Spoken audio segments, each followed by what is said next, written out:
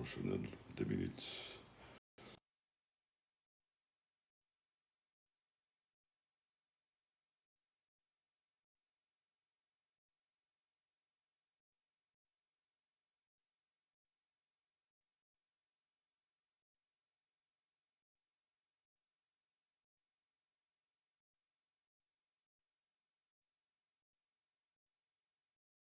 Allez. Salut Dijou, salut Dir, salut Shadir.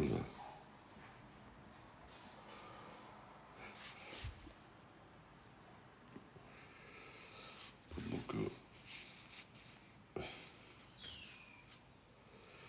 le Jamal.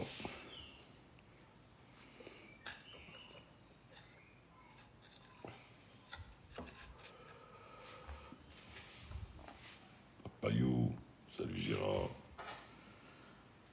Je vois que tu es à l'écoute.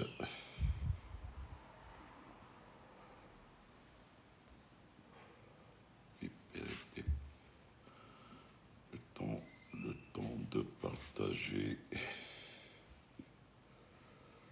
Où est-ce qu'ils sont les...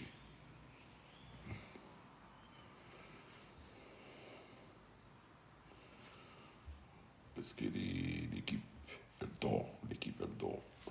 Salut Asdin.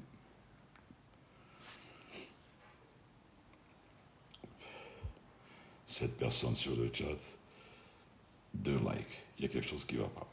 Il y a quelque chose qui va pas. Il y a quelque chose qui va pas.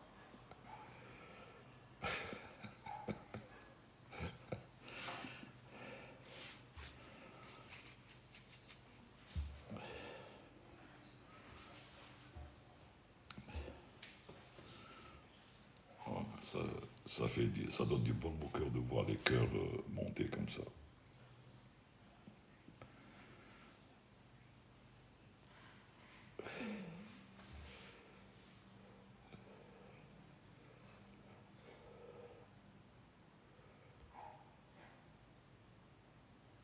La flat health, pas pour aujourd'hui, mon frère. Tiens, il y a un problème avec le chat. Qu'est-ce qui se passe? Le live ne va pas démarrer. Pourquoi? Pourquoi le live ne veut pas démarrer? On va changer la conception. On va faire ça. Voilà. Ça marche. Ça marche pas. C'est les caprices de TikTok.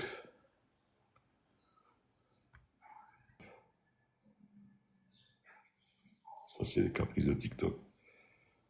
J'y vais, je t'ai envoyé une... Ah, voilà, c'est bon. Voilà.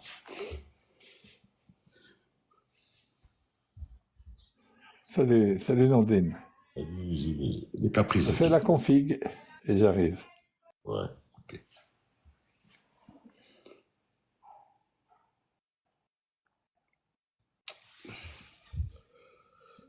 Salut, salut, salut. Alors, bon, ça ne doit pas être loin. Mourad non plus. Mourad. On va éviter Cornelius aussi.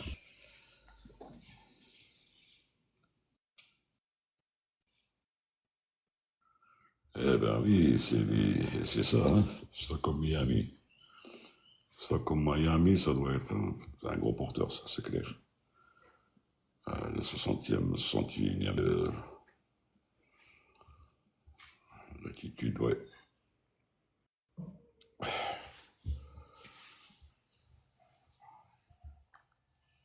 Heureusement que tu n'étais pas, Chanel. Heureusement que tu n'étais pas à bord. 3,30, oui, ça, oui, 3,30. Généralement, c'est des 3,30, type 7 qui font la route.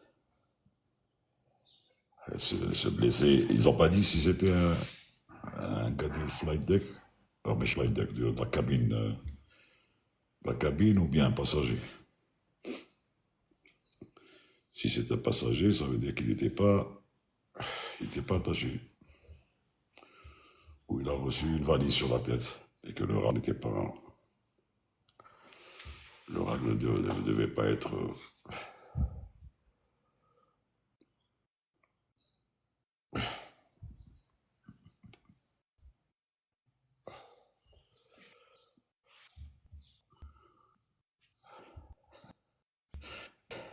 JB. Tu vas t'appeler. Qu'est-ce qui t'est arrivé, JB? Attends, voilà. Vérifier. Ah, je pense qu'il y a un problème avec le truc, c'est pas possible. Possible.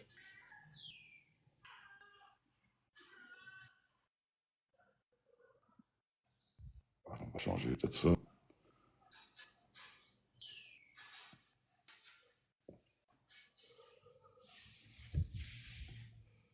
JB, pourquoi t'es descendu?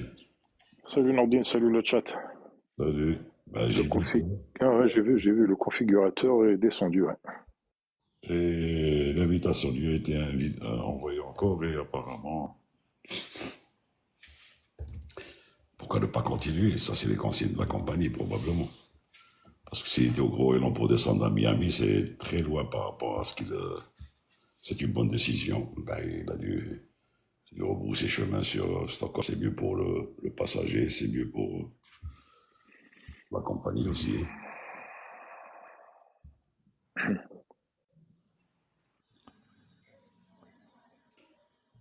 J'y fais, tu manipules, tu te fais descendre tout seul.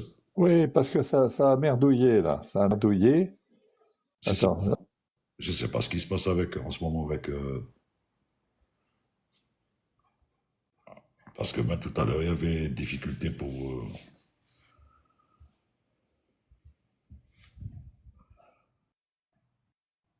Voilà, c'est bien. Je vais rester avec l'image. C'est tout derrière, et puis c'est tout, hein. Ben oui. Voilà. Salut Salut Farid. Bonjour Captain Violin. Comme tu es, bon là, JB, comme tu es, est-ce que tu as, quand tu appuies sur ton image, est-ce que tu as effet? J'ai effet, oui.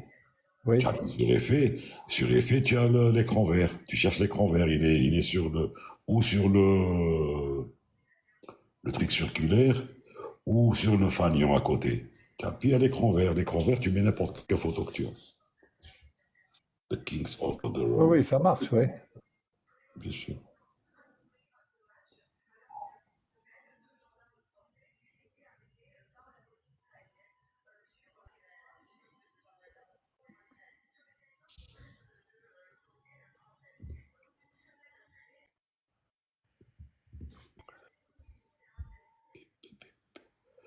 Farid, ça va?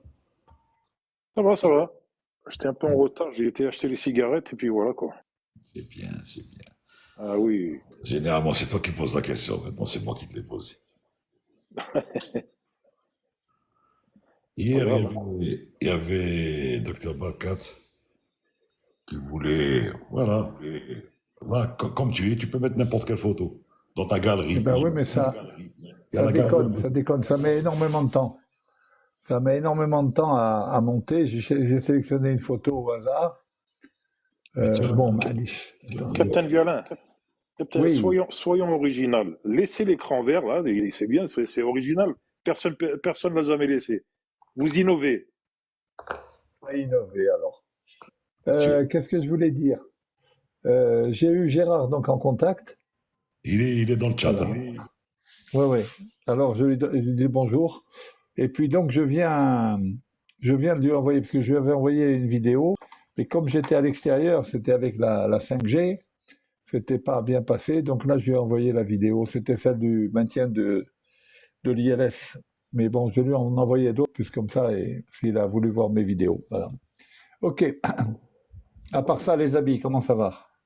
Ça va. J'ai appris Ça va. par la sœur de, je ne sais pas si tu te rappelles de l'hôtesse, ta femme dans la Corée, sûr, Moula Serdoun. Oui, Moula Serdoun, bien sûr, je me souviens bien d'elle. Décédée apparemment. Oh là là. n'étais pas au courant, donc voilà, c'était ma soeur qui m'avait envoyé un message. Allah yarahma, Allah yarahma. Oui, oui, Moula Serdoun, je me souviens d'elle. On a beaucoup volé ensemble, oui. Qu'est-ce que tu voulais dire, Nordine, par rapport au docteur c'est Cornelius dont tu parlais, non? Oui, hier, il était dans le chat et il m'avait envoyé un message disant que si, par exemple, on voulait toutes les informations. Je te l'ai dit, tu l'as pas pris en considération, hein. Non, je l'ai vu, je lui ai envoyé le message. C'est pas que je n'ai pas. Je lui ai dit avec plaisir, je lui ai envoyé, mais il s'était déconnecté du chat. Il était déjà déconnecté du chat. Je viens de lui envoyer l'invitation. S'il est dans les parages, il va monter.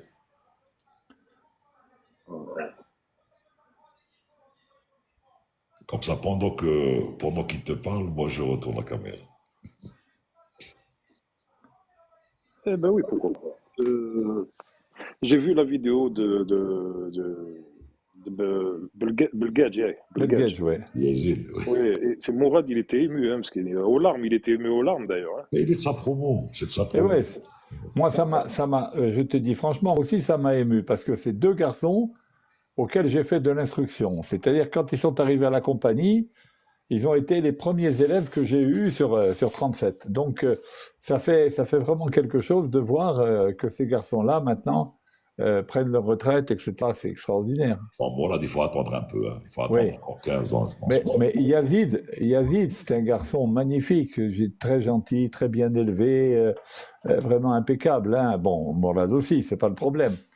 Mais vraiment Yazid, et puis c'est le neveu de Kherdin, là, Ibark, c'était aussi quelque chose. Hein. Voilà.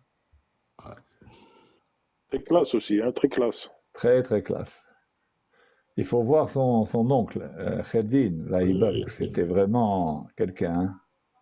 Et une très belle carrière. Ouais. D'ailleurs, même les pilotes de Transavia, tu as vu? Ouais. Ils étaient en l'air, ils lui ont souhaité le. Ouais, ouais. Ouais. Pilote de Transavia, tu as vu? Voilà, Il y a un retour, il y a un retour. JB. JB, là où tu es, comme tu es, tu as une galerie de photos à côté. Appuie sur n'importe laquelle. Oui, je sais. Je suis en train de la chercher, justement. Je suis en train de chercher la bonne photo. Tu défiles. Tu n'as pas le verre derrière. Hein. Ça fait trop kabyle, ça. Kabyle. Ça fait trop Olivier. Ça ne veut pas passer. Je ne sais pas ce qui se passe. Je ne sais pas. Bon, peu importe, on ne va pas se casser la tête. Là, ça y est. Ah, il y a quelqu'un qui a une question. Arrobase, vas-y. Ou bien tu veux monter? Attends, arrobase, on va peut-être faire monter. Attends. Donc, une biographie. Demande à monter si tu veux, arrobase, pour la pause, ou bien pose là, on écrit, mais bon. Ça dépend, c'est à toi de voir.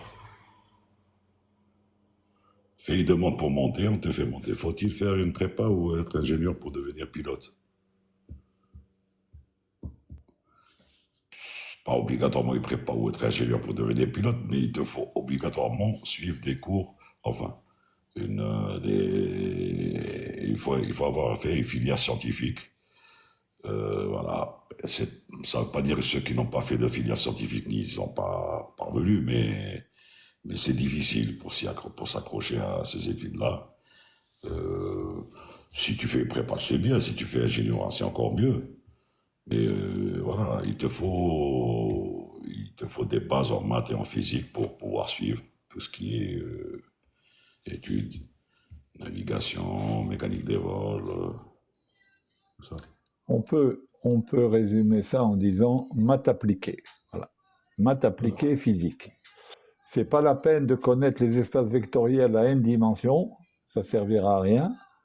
Par contre, tout ce qui est trigoplane, trigosphérique, logarithme, etc., même les intégrales, ça peut être utile pour comprendre, etc. Bon, mais encore une fois, hein, c'est pas un métier qui demande des connaissances extraordinaires en maths et en physique, mais il faut avoir bien compris les maths et la physique, voilà. Et puis tout ce qui est en maths et en physique thermodynamique, mécanique, tout ça, voilà. Tout ça.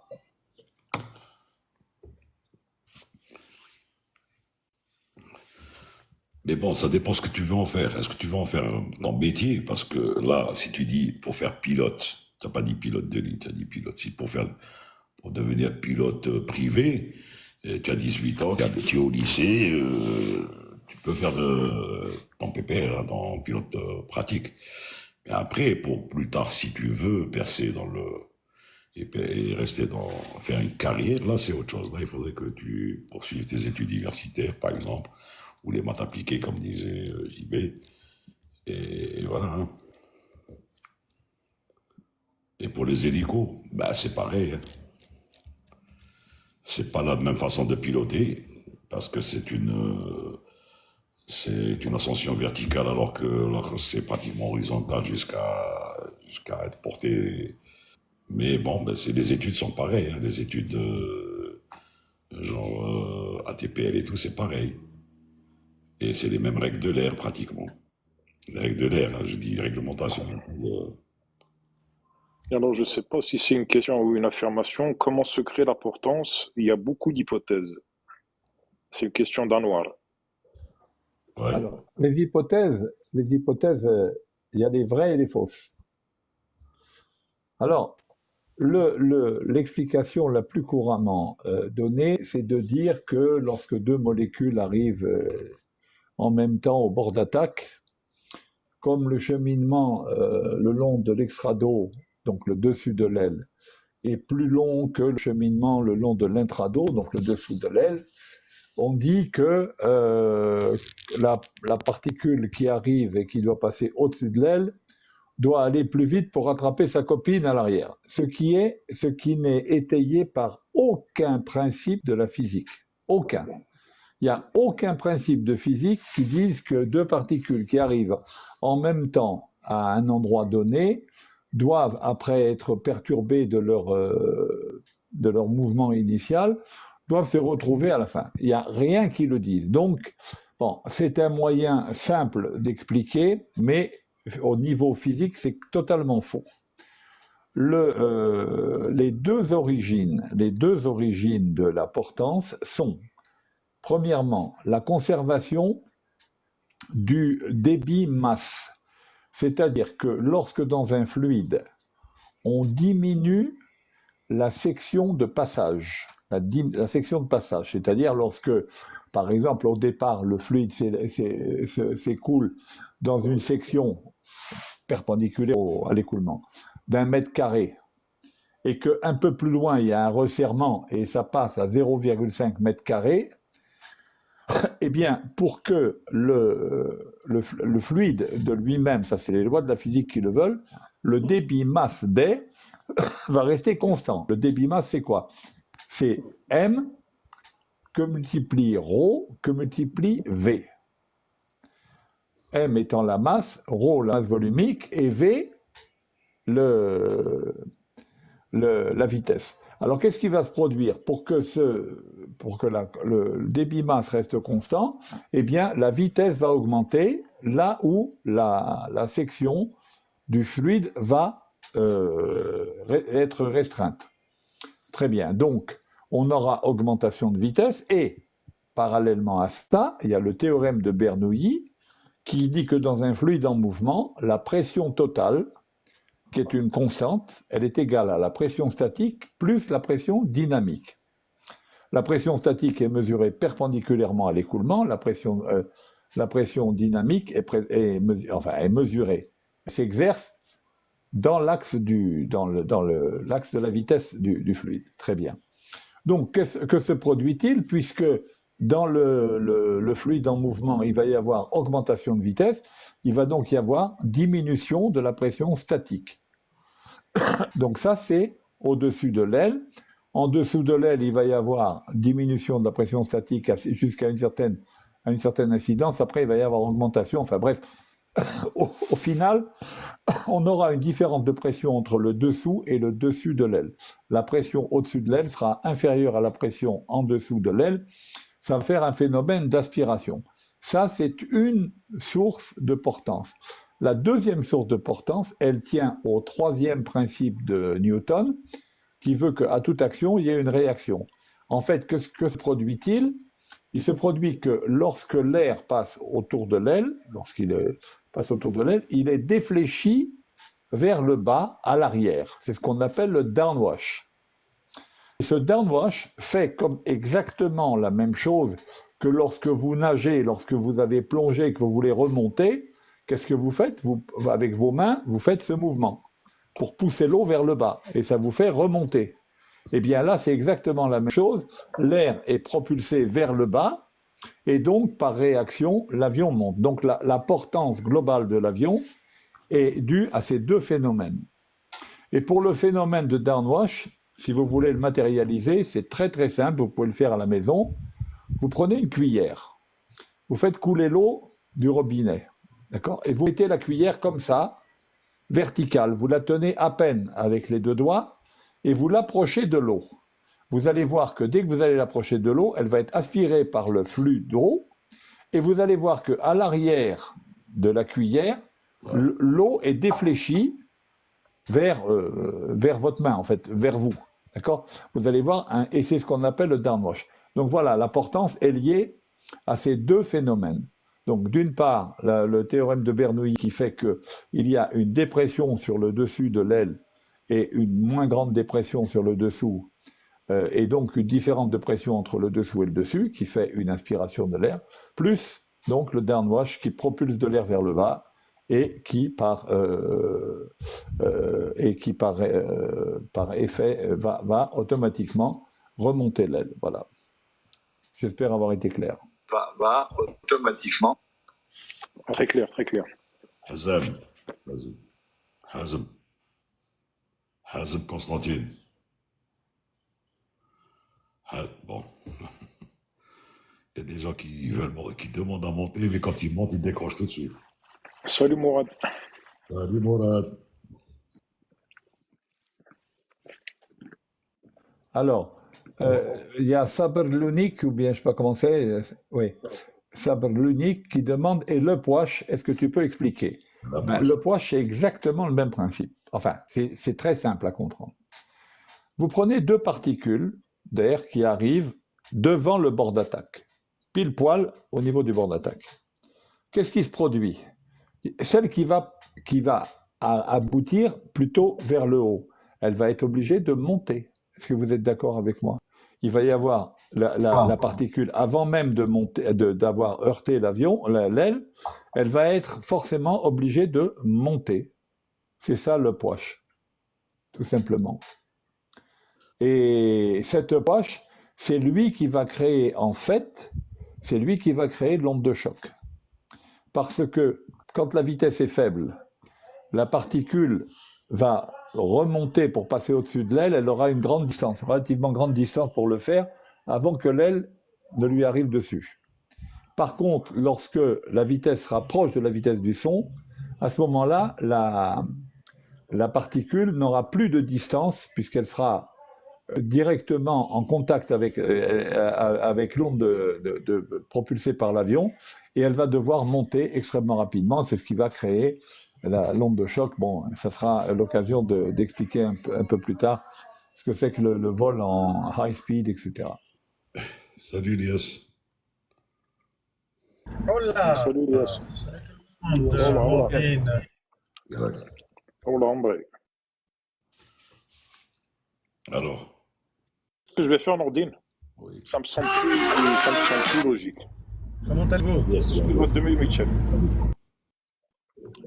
Je vais descendre de façon à ce que Mitchell, de façon à ce que JB Mourad soit à côté de toi et que je sois en dessous. C'est plus logique, vous avez les deux la caméra et puis moi il me semble. Hein.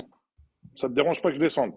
Mais tu aimes bien être en dessous, je sais pas pourquoi, mais c'est pour voir, pour mieux nous voir. Vas-y. Non, je suis maniaque, moi je suis comme Vas-y. ça, moi c'est préférable. Vas-y. Pour l'agencement du guest. Je descends, je remonte. Ah bah top.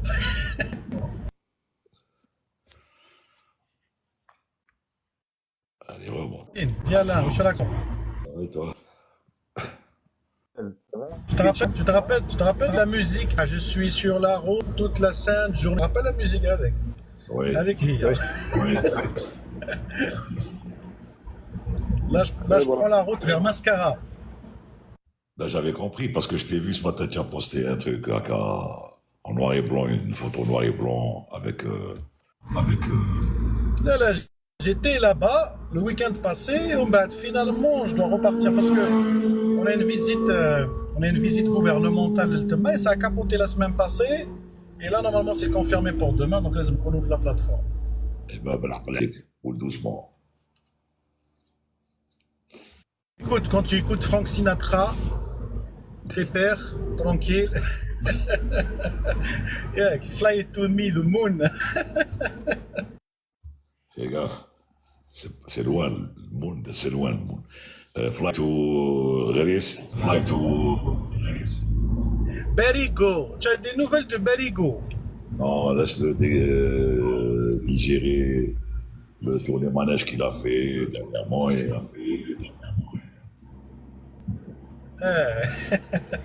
on espère. Alors, Hamid, D'ailleurs, c'est une bombe. c'est quoi le nuage blanc? C'est pas un nuage blanc, c'est la traînée de condensation de l'avion. Quand il y a pas que, il y a deux, ça dépend des réacteurs. Si il y a deux réacteurs, tu vas avoir deux lignes. Après, ça va s'effilocher avec le temps. Et si c'est un quadrilatère, tu vas avoir pratiquement quatre lignes. Ensuite, ça se regroupe à un moment donné quand ça va s'effilocher aussi. C'est la traînée de condensation des moteurs. Si tu veux, JB, donner plus en détail sur la traînée de condensation, vas-y, j'ai pas envie de parler de... La traînée de condensation est due au fait qu'on vole à des altitudes auxquelles on peut avoir de la glace en surfusion et de l'eau en surfusion. C'est-à-dire qu'il est possible, parce que pour que l'eau ou la glace se forme, il faut qu'il y ait ce qu'on appelle des noyaux de condensation. Et en l'absence de noyaux de condensation, l'eau reste éventuellement à l'état de vapeur, alors qu'elle devrait être, elle est à une température à laquelle elle devrait être soit liquide, soit solide. Et donc, lorsque l'avion arrive là-dedans, les réacteurs balancent des particules, et ces particules vont servir de noyaux de condensation sur lesquels la vapeur d'eau va congeler instantanément. Voilà, tout simplement. C'est ça. Il n'y a rien de chimique, il n'y a rien de satanique, il n'y a rien de satanique là-dedans, c'est surtout ça. Voilà. Ok. Ça, c'est les adeptes du chemtrail qui parlent de ça. Les chemtrailers qui parlent de ça. Vous avez une question, Capitaine Vialin, aussi de Sabri l'Unique. Alors, JB, s'il te plaît, tu peux m'expliquer la relation de l'altitude et la densité de l'air et le principe de l'ISA. ISA. Alors, l'atmosphère est régie par une loi qui est la loi des gaz parfaits, dans laquelle on peut dire que la pression P est égale à ρ, la masse volumique, que multiplie R, la constante des gaz parfaits, que multiplie T, la température en degrés Kelvin. En d'autres termes, pour une pression donnée,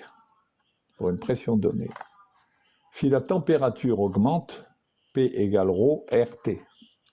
Pour une pression donnée, si la température augmente, puisque P est donné, et si T augmente, alors il faut que ρ diminue. Déjà, premier point. Tout simplement. Donc, là, si maintenant, à une température donnée, si la pression diminue, regardons P égale ρ RT. R, c'est une constante, on n'en parle pas. D'accord? Donc, P égale ρ RT, puisque R est constant. Si à une température donnée, on fait baisser la pression, il faut que ρ diminue également. Très bien. Que se passe-t-il quand on monte en altitude? Quand on monte en altitude, la pression diminue selon une loi qui est logarithmique, et en même temps, la température diminue. Ah, d'accord. Alors, si la température diminue normalement, la masse volumique devrait augmenter, et si la pression diminue, la masse volumique devrait diminuer. Eh bien, c'est la pression qui l'emporte sur la température. Résultat des courses, lorsque l'on monte, la pression diminue, la température diminue et la masse volumique de l'air diminue. Ça, c'est la règle générale. Très bien. Étant donné qu'un avion vole grâce à des pressions et que ces réacteurs fonctionnent grâce à de l'air, une masse d'air qui passe au travers du réacteur. Au réacteur ou avion à moteur, à piston, c'est pareil. Très bien. Alors, qu'est-ce qu'on peut dire? Quand on monte, puisque la masse volumique de l'air diminue, on va avoir de moins en moins de poussée des réacteurs, puisque la poussée des réacteurs tient à la masse d'air qui passe au travers. Réfléchissons. Regardez très simplement. Un réacteur qui tourne à un régime, on va dire, de 10 000 tours par minute. Il absorbe, on va dire, un chiffre, c'est pas forcément cette valeur-là, mais on va dire qu'il absorbe 10 mètres cubes d'air par seconde. Très bien. Donc 10 mètres cubes d'air par seconde. Selon la masse volumique de cet air, ça fera une masse d'air plus ou moins importante. Si la masse volumique de l'air, on va dire qu'elle est de 1 kg par mètre cube, alors ce réacteur va avaler 10 mètres cubes d'air par seconde. Chaque mètre cube pesant 1 kg, il va avaler 10 kg d'air par seconde. Et donc, il faudra injecter dans le réacteur une certaine quantité de carburant pour, vous êtes d'accord avec moi que pour brûler du carburant, il faut qu'il y ait un rapport entre le carburant et l'oxygène. Très bien. Sur un réacteur, il faut à peu près 40 kg d'air pour 1 kg de carburant. Donc, si je fais rentrer 10 kg d'air par seconde, il faudra que je fasse rentrer 1/40 de 10 kg d'air, un quarantième de 10 kg de carburant. Donc je vais rentrer une certaine quantité de carburant, je vous laisse faire le calcul. Très bien. Si maintenant je suis en altitude, mon réacteur tourne toujours à 10 000 tours minute, il va toujours absorber 10 mètres cubes d'air par seconde. Sauf qu'à l'altitude à laquelle je me trouve, au lieu d'avoir de l'air qui a une masse volumique de 1 kg par mètre cube, je me trouve à une altitude à laquelle la masse volumique de l'air est de 0,5. Alors, qu'est-ce qui va se produire? Mes 10 mètres cubes d'air par seconde, au lieu de peser 10 kg, ils vont peser que 5 kg. Et s'ils pèsent 5 kg, je devrais rentrer, admettre dans le réacteur 1/40 de 5 kg de carburant en une seconde. Si je rentre moins de carburant dans le réacteur, je rentre moins d'énergie dans le réacteur, vous êtes d'accord avec moi? Donc si je rentre moins d'énergie, j'obtiens moins de poussée, moins de puissance à l'arrêt. Donc qu'est-ce qui se produit? Quand on monte, la masse volumique de l'air diminuant, la poussée des réacteurs va en diminuant. Parallèlement à ça, ce qui fait voler un avion, c'est la pression dynamique. Donc, tu as vu tout à l'heure, j'en ai parlé, pression totale égale pression dynamique plus pression statique. La pression dynamique, elle est égale à 1/2 de ρ, masse volumique de l'air, V au carré. V étant la vitesse de l'avion par rapport à l'air. Plus on monte, à une vitesse donnée, si V est constant, d'accord? 1/2 de ρ V2, pression dynamique égale 1/2 de ρ V2. Qu'est-ce qui se produit? Il se produit que, en montant, ρ diminuant, la pression dynamique diminue. Et donc, je suis obligé, pour pouvoir continuer à avoir la portance qui va bien, parce que la portance est égale à la pression dynamique que multiplie la surface, que multiplie le coefficient de portance. La surface de l'aile, elle est fixe. Le coefficient de portance, il tient à l'incidence. Si en montant, en maintenant une vitesse constante, la pression dynamique se casse la figure, alors la portance va se casser la figure en même temps. Donc il va falloir que j'augmente la vitesse au fur et à mesure que je monte pour compenser la baisse de la masse volumique.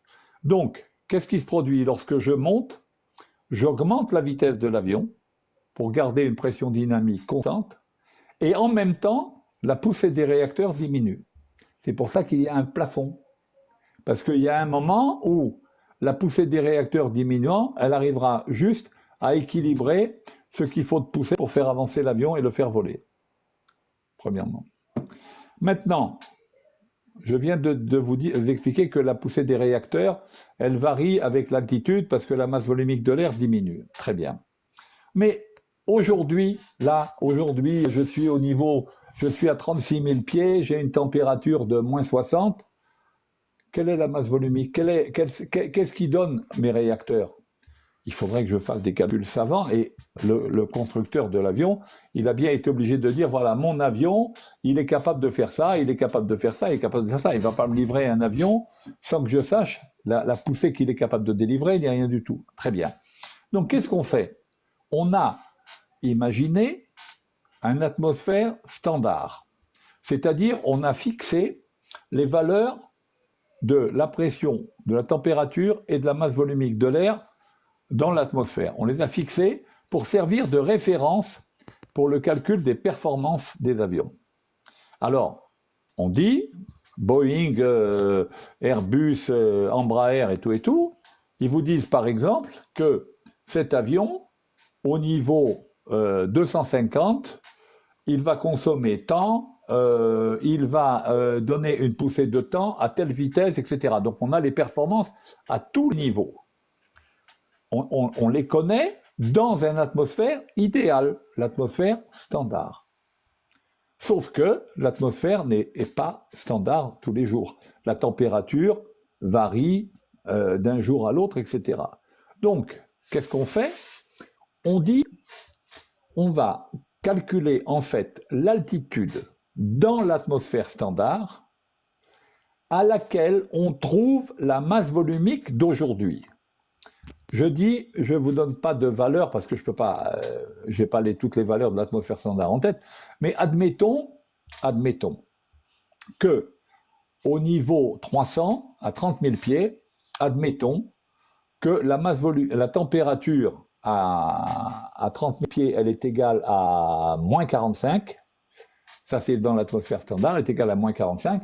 Et admettons que la masse volumique de l'air soit à 0,3 kg par mètre cube, dans l'atmosphère standard. Très bien. Aujourd'hui, je vole au niveau 300, mais la température est non pas de moins 45, mais elle est de moins 60. Il fait 15 degrés en dessous. 15 degrés en dessous. Ça veut donc dire que, en volant au niveau 300, je connais la pression.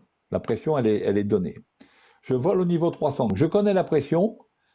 Manque de peau, la température n'est pas la même. Donc, si je reprends l'équation des gaz parfaits, P égale ρ RT, je connais P, je connais T, donc je peux calculer ρ.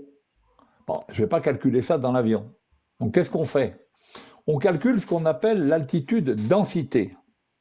L'altitude densité, c'est quoi? C'est l'altitude dans l'atmosphère standard à laquelle on trouve la densité d'aujourd'hui. Si aujourd'hui je vole au niveau 300 avec une température inférieure à la température standard, ça veut donc dire que la masse volumique de l'air aujourd'hui, elle est plus élevée que la masse volumique de l'air standard au niveau 300. Donc, aujourd'hui, avec une température plus faible que le standard, voler au niveau 300 est équivalent à voler à un niveau inférieur. On va dire niveau 280, 28 000 pieds ou 29 000 pieds, peu importe. Et là, j'ai les performances de mon avion. Dans l'atmosphère standard. C'est-à-dire qu'aujourd'hui, mon avion se comporte non pas comme s'il volait au niveau 300, mais il se comporte comme s'il volait au niveau 280 ou au niveau 290. Voilà comment on met, et voilà à quoi sert l'atmosphère standard. Il sert à comparer aujourd'hui avec une échelle de lecture, une échelle de performance qui est fixée pour tout le monde. Est-ce que j'espère avoir été suffisamment clair et excusez-moi de la longueur. Très clair. C'est ce que fait la FMG quand il calcule l'optimum. Mais justement, Captain Violin, est-ce que, donc, en volant à 300 pieds, sachant que l'atmosphère d'aujourd'hui et donc la température étant plus basse que l'atmosphère standard, est-ce que bon, les performances donc à 300 pieds se comporteront, les performances se comporteront donc comme si elles étaient donc à 280? Est-ce qu'il ne vaut pas mieux descendre justement à ce palier-là? Non, non, pas du tout. Le but, en fait, comment ça se traduit dans les faits quand on regarde un tableau, quand on regarde un tableau de marche? On ne détermine pas, en pratique, on ne détermine pas, on n'a pas la lecture de l'altitude, ce qu'on appelle l'altitude densité, c'est-à-dire l'altitude à laquelle, dans l'atmosphère standard, nous avons cette masse volumique. On ne le calcule pas comme ça. On va avoir un tableau qui va nous dire niveau 300, 30 000 pieds. Si par exemple, on veut avoir le poids maximum en vol, maximum in-flight weight, pour une vitesse donnée. Alors on va avoir un tableau, on va y avoir Mach 0,80 par exemple, max in-flight weight. Voilà. All engine operating. D'accord? Voilà, on va avoir un tableau comme ça. Et ce tableau va nous donner la masse avion à tous les niveaux et à toutes les températures. Alors qu'est-ce qui va se produire? Je vole au niveau 300, je rentre dans la colonne à gauche, j'ai tous les niveaux de vol. Bon, je rentre au niveau 300. Et puis, dans les colonnes, j'ai les températures.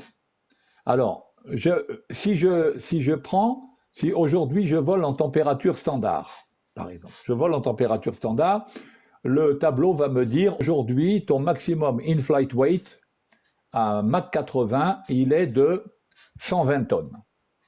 Donc, tu peux voler au niveau 300 à 120 tonnes, Mach 0,80, pas de problème.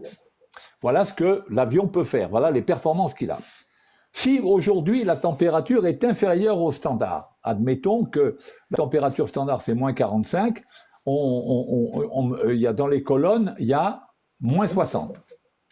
Je prends la colonne moins 60 et le niveau 300, qu'est-ce que je vais trouver? Je vais trouver non pas 120 tonnes, mais je vais trouver 125 tonnes.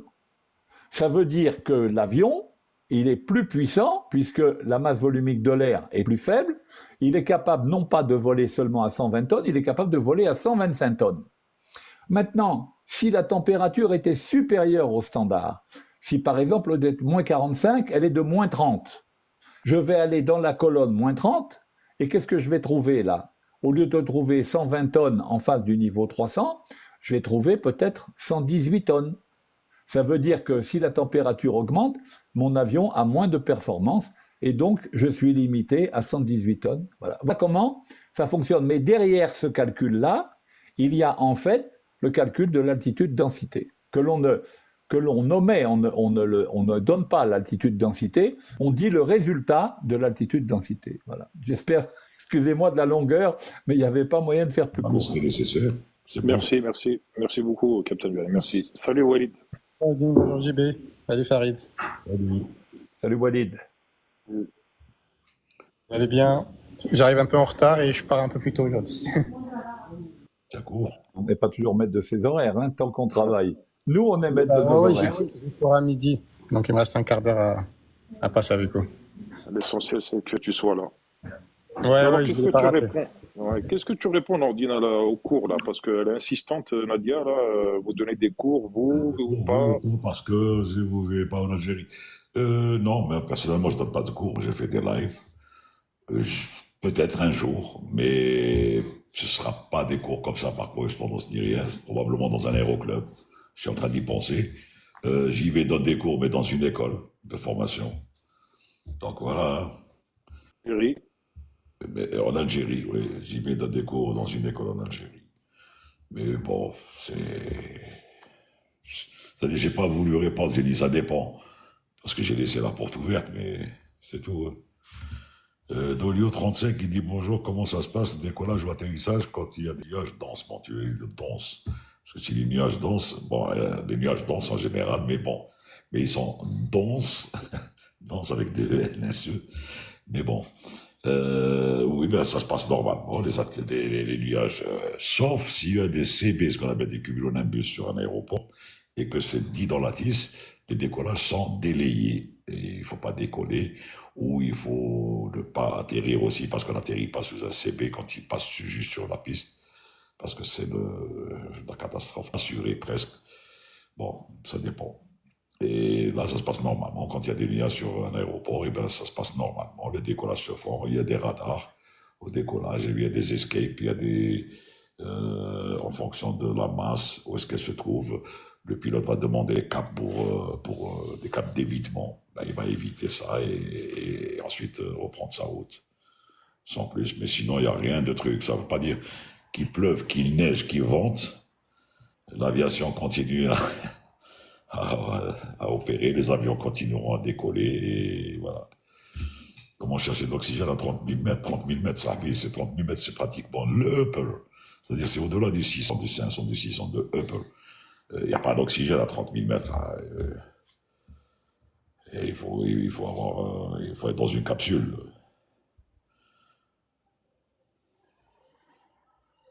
Espérons que oui. Oui.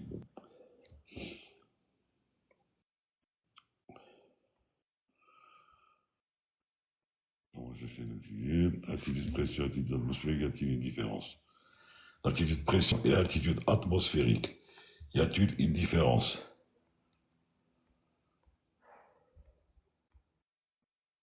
J'étais au test, j'attends.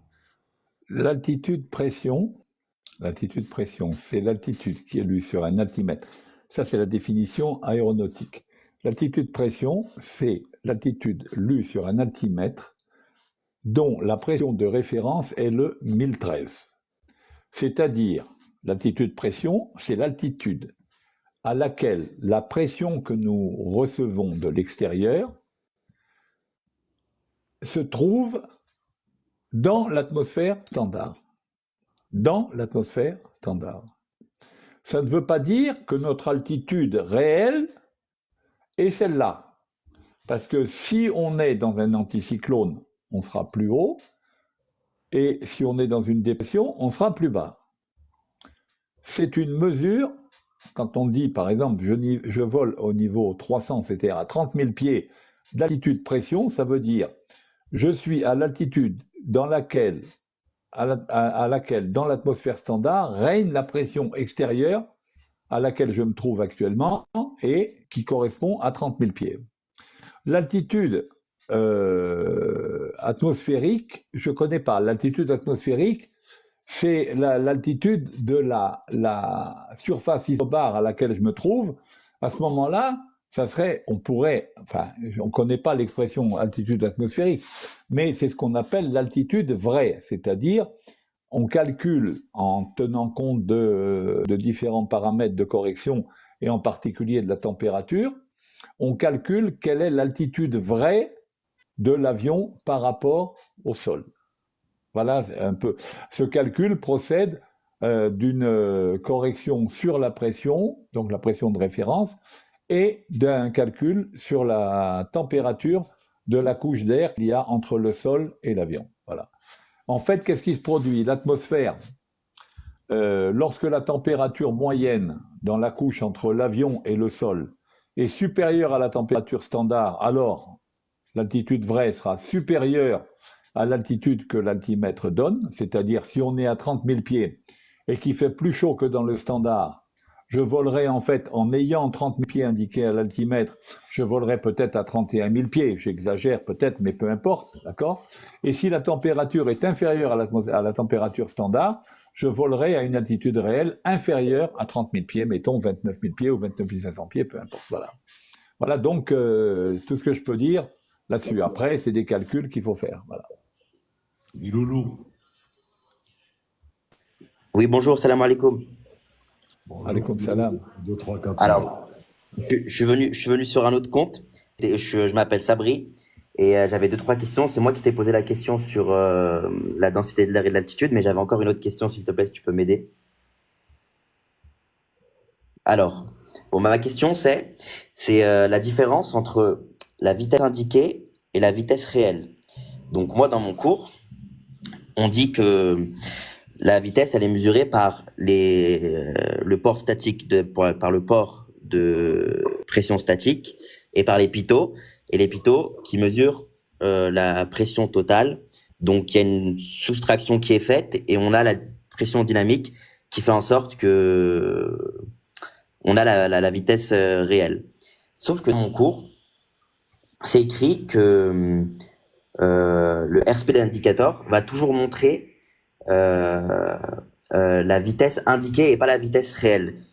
Mais moi, ma question que je me pose du coup, c'est pourquoi? Parce que on a la pression dynamique et on a la pression statique. Donc, s'il y a du vent, un vent de face ou un vent arrière, on va le savoir. Donc, normalement, on devrait toujours indiquer la vraie vitesse.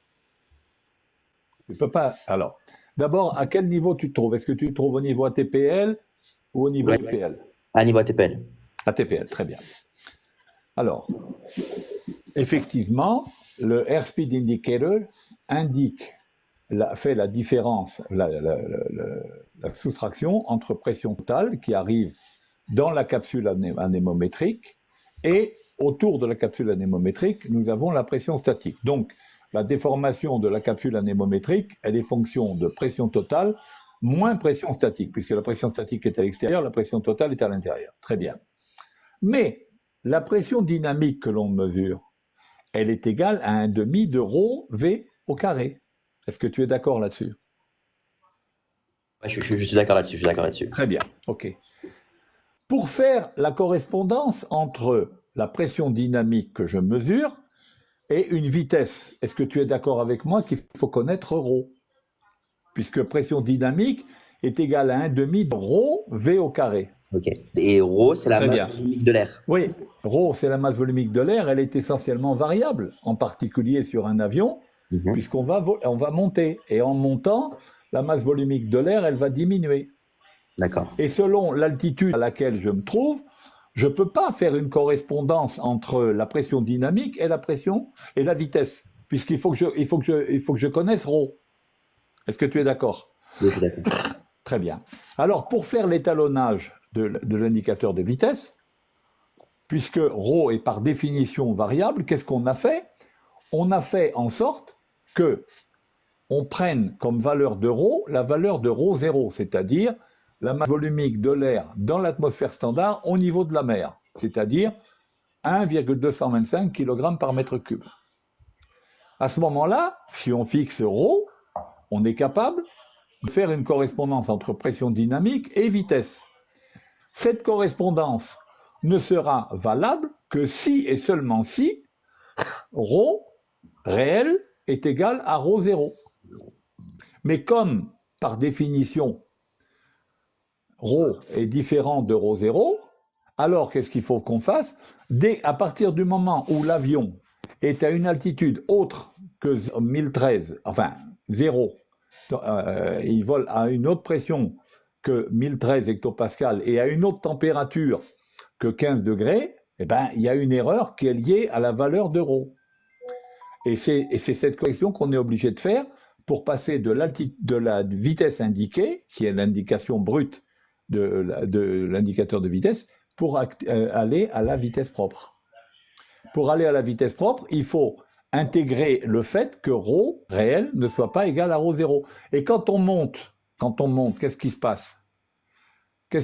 Si on gardait la même vitesse, alors en montant, puisque ρ diminue, automatiquement la pression dynamique diminuerait. Est-ce que tu es d'accord? Je suis toujours d'accord. Très bien. Quand on monte avec un avion, qu'est-ce qu'on fait? On monte à vitesse indiquée constante. Mhm. D'accord? En montant à vitesse indiquée constante, ça veut dire qu'on monte en fait à pression dynamique constante. Mhm. Tu es d'accord? Oui. Donc qu'est-ce qui se produit dans la relation pression dynamique égale 1/2 de ρ V au carré? En fait, comme on garde une vitesse constante, c'est-à-dire une pression dynamique constante, quand on monte comme ρ diminue, ben la vitesse propre augmente. D'accord. Donc, Voilà. Et c'est comme ça que plus tu montes en altitude, plus tu as une grande différence entre la vitesse indiquée et la vitesse propre. D'accord. Et donc, pour corriger entre la vitesse indiquée et la vraie vitesse, Oui. plus on monte, il faut corriger la pression, la compressibilité, la densité. La compressibilité, ça c'est autre chose. Ça c'est quand tu as une vitesse indiquée qui est supérieure à 200 nœuds. Mais avant la compressibilité, qui est un autre phénomène, mais déjà, il faut corriger, en dessous de 200 nœuds, pour passer de la vitesse indiquée à la vitesse propre, il faut passer par la correction instrumentale, KI, donc tu obtiens VC, vitesse corrigée, et à la VC, tu appliques une correction de densité qui est égale à racine de 1 sur racine de delta, d'accord? Delta étant ρ sur ρ0, d'accord? Et à ce moment-là, tu obtiens ta vitesse propre. C'est le calcul que l'on fait avec le computer. Quand on rentre le computer, on rentre pression, altitude, pression, température. En fait, on fait la correction de densité. Voilà. La vitesse sol, Captain Galin, comment on obtient? La vitesse sol, c'est le résultat d'une somme vectorielle entre la vitesse propre et la vitesse du vent. On additionne ces deux vecteurs et on trouve la vitesse sol. Est-ce que c'est compris Très clair, merci beaucoup. Bien noté. Voilà. Alors, très important, tu n'as qu'à regarder, si tu veux, passe sur mon profil. J'ai fait toute une vidéo sur l'anémométrie et tu auras toutes les explications. Voilà. Tu as reçu le Biloulou? C'est reçu, je viens de m'abonner, merci beaucoup. Voilà, dès que je vois ton nom, je t'autoriserai, parce que les vidéos, elles sont que pour les amis. Mais toi, tu es devenu un ami. Allez, c'est bon. C'est gentil, merci. Allez, porte-toi bien et bon courage pour la suite. Beaucoup. Bonne soirée à vous. Salam alaikum. Salam. Yes. Yes, yes. Yes, est-ce que tu... Non, Didou, elle. Ça, c'est Didou. C'est Didou que tu as là. Hein. Apparemment, il n'a pas de truc. Il n'a pas de... Arrête. Il n'a pas de réseau. Il n'a pas de raison. On va faire descendre parce que... je pensais que c'était l'IS Moussena.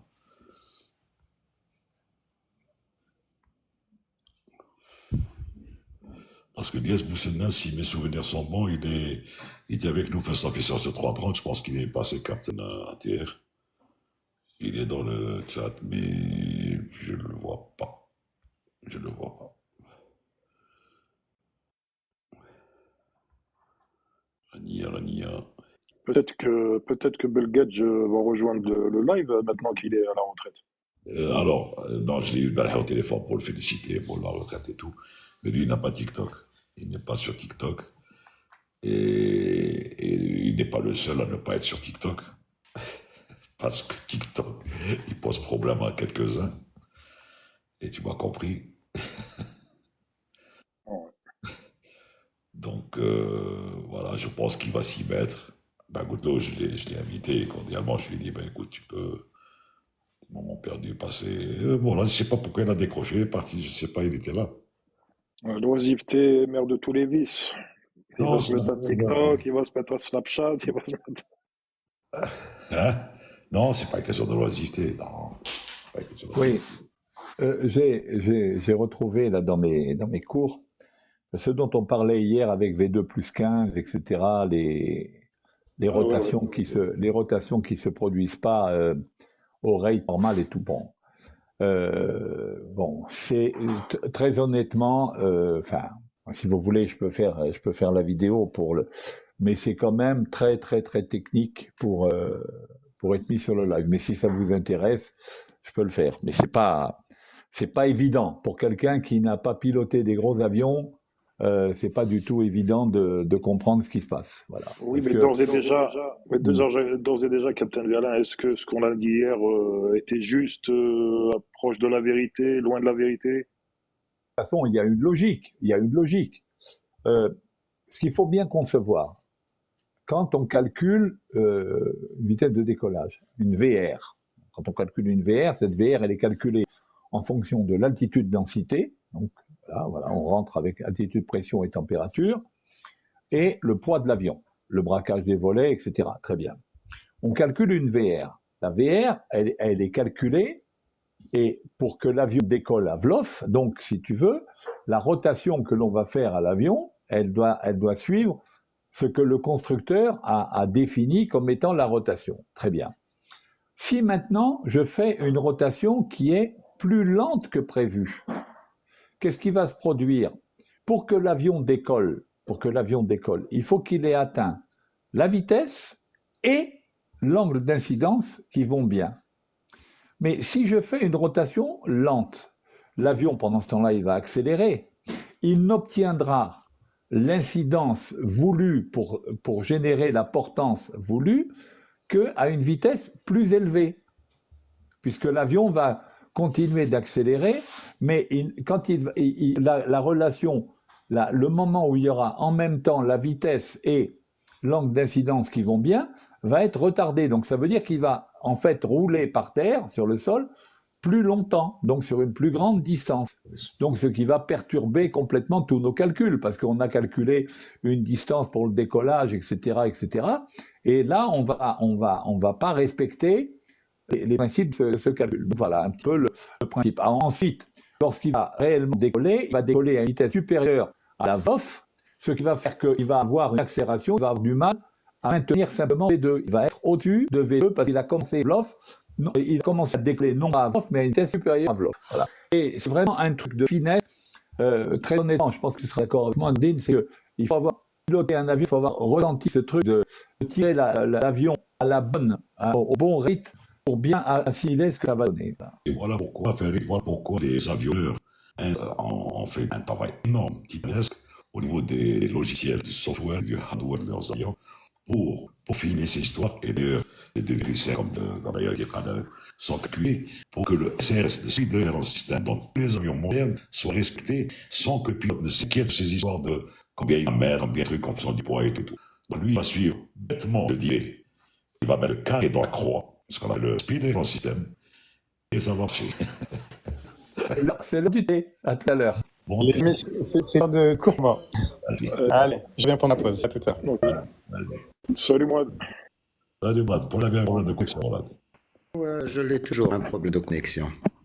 Tu devrais essayer de la notion qu'il y a de lancer en Algérie. Oui. Tu l'as vu, 1,6. Ça concerne fibre, me semble-t-il, non? Oui, ben, je pense qu'il a la fibre optique dans le quartier où il est. Elle est juste à côté, Norden, Donc, là, mais ce n'est pas disponible pour l'instant. oui, c'est quelqu'un de la grève des pilotes. Oui, il y a eu. Ils ont fait, toi, les pilotes d'Air Français en France. Ils ont fait le grève ou pas? Ils vont la faire, Norden. Ils doivent la faire concernant les taxes qu'ils ont rajoutées. Le nouveau gouvernement français qui l'a ajouté. Donc ça dit que ça va faire ça va être un problème pour les passagers parce que ça va diminuer. Et quand même la taxe elle est de 50, elle arrive jusqu'à 50 € pratiquement de taxe. Alors quand le billet fait 30 €, c'est 50, ça dit rien. Attends, ouais, donc.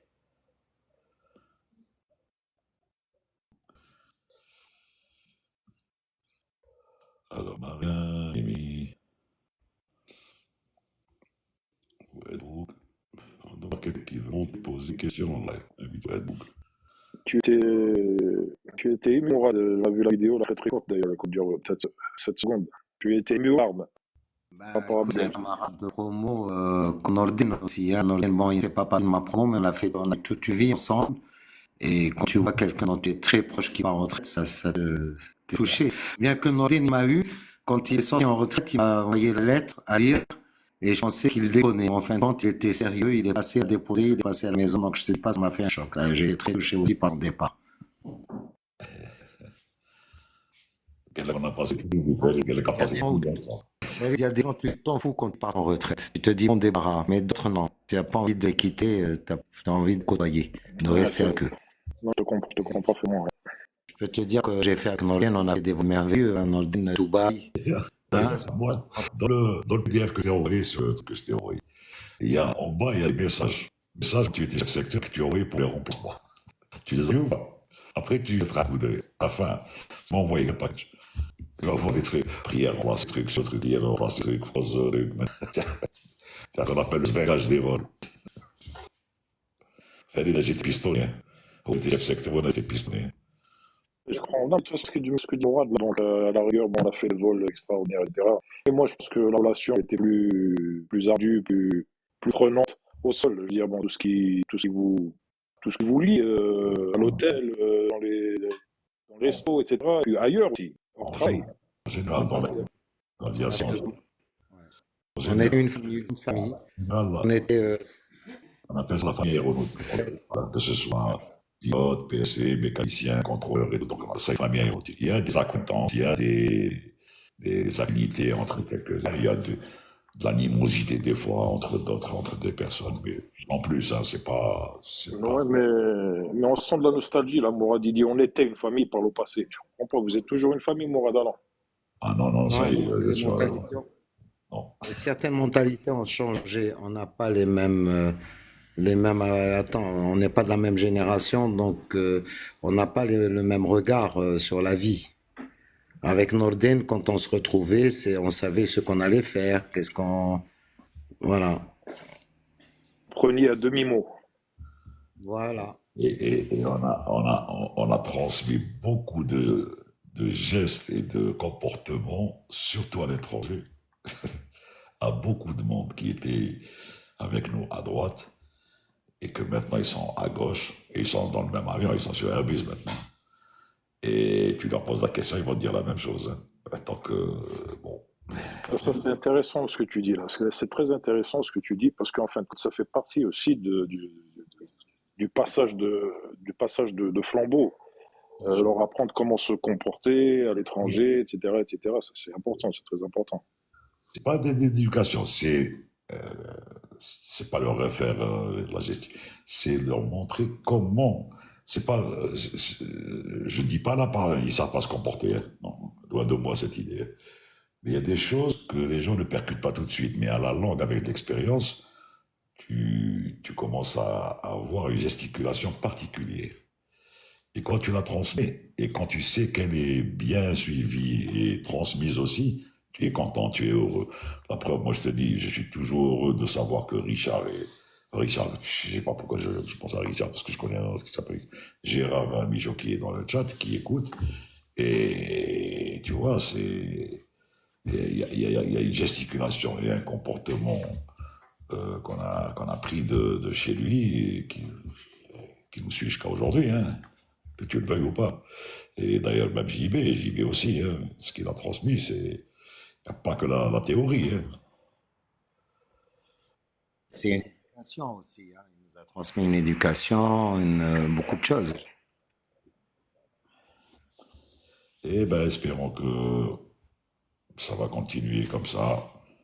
Mais je pense pas que. Il n'y a pas de raison pour que ça continue. Il n'y a pas de raison. Je sais que Kimakunangolo, à un moment donné, ils sont nés chez nous. Ils sont nés. On peut leur faire confiance. Ça, c'était la Sonatrach ou la Naftal.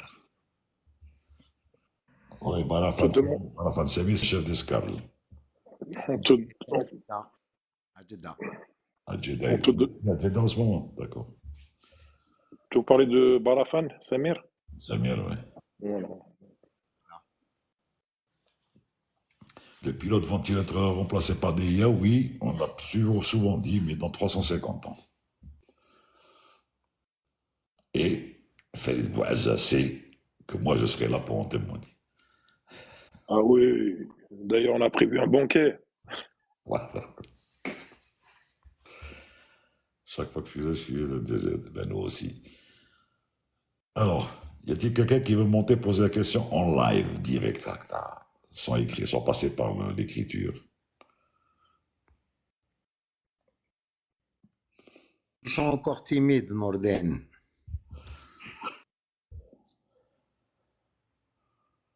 J'allais dire, oui, il y a l'aspect aussi de timidité, des gens qui n'arrivent pas à s'exprimer comme ça en public aussi, hein, il y a ça aussi, hein. Non, je pense pas, je pense des fois c'est un problème. Bonsoir,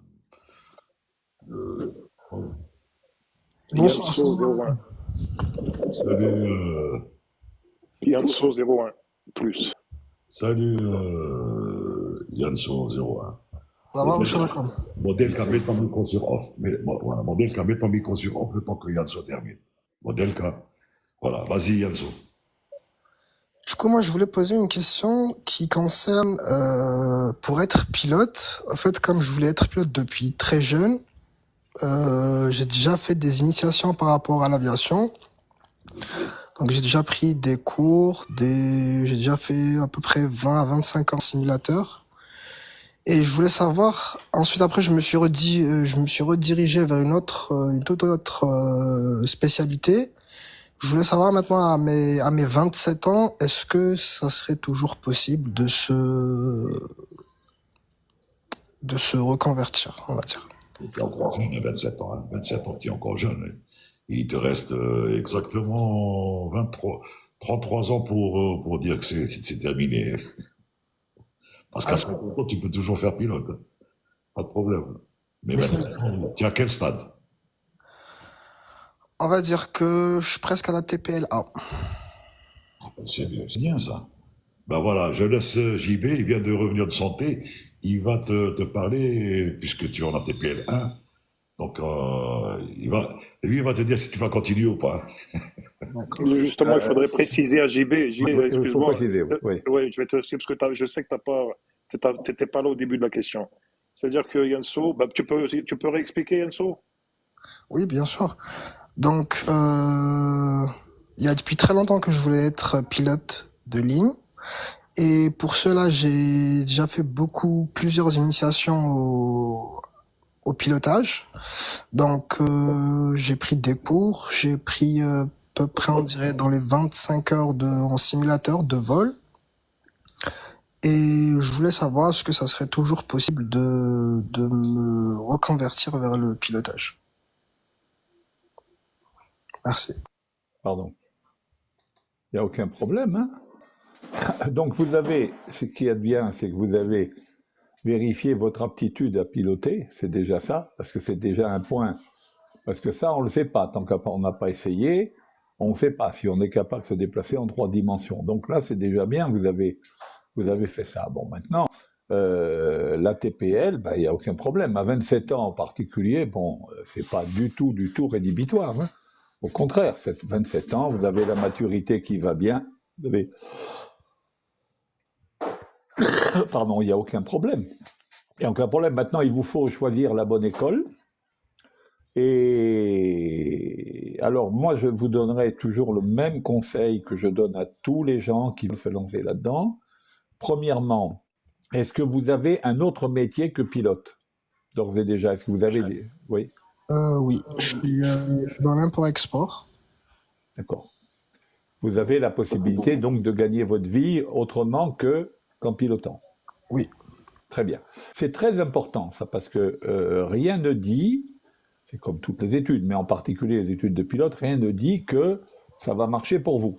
Donc il faut toujours prévoir un plan B au cas où ça ne marcherait pas, parce que les études de pilote ne servent strictement à rien d'autre qu'à piloter. D'accord? Il n'y a pas d'équivalence au poker. Très bien. Bon. Ceci étant dit, il y a un autre conseil que je pourrais vous donner, c'est celui de ne pas tomber dans le travers que trop d'élèves pilotes dans lequel ils tombent, à savoir le bachotage. Parce que maintenant, les examens se passent par QCM, donc questions à choix multiples, et les gens ont le sentiment qu'il suffit de bachoter, de taper des tests et des tests et des tests et des tests pour arriver à avoir l'examen. Alors on peut peut-être l'avoir comme ça, encore qu'il faut arriver à mémoriser des milliers de questions, mais bon, il y a des gens qui sont assez inconséquents, je dirais, pour le faire. Mais ce n'est pas du tout le but. Le but, c'est vraiment de comprendre ce que vous êtes en train de faire. C'est-à-dire que donc, quand vous suivrez des cours ou bien quand vous allez travailler seul en distance learning, faites en sorte de vraiment comprendre pourquoi on fait ça, pourquoi ceci, pourquoi cela. D'abord parce que c'est le seul moyen de garder ça en mémoire, d'accord ? Et deuxièmement, lorsque vos études de pilote terminées, vous allez vouloir rentrer dans une compagnie aérienne, les tests qu'on va vous faire passer vont porter sur votre compréhension des concepts aéronautiques et non pas sur des questions à choix multiples. On vous dira pourquoi on fait ça avant ça, pourquoi ceci, quelle est la raison pour ceci, etc., etc.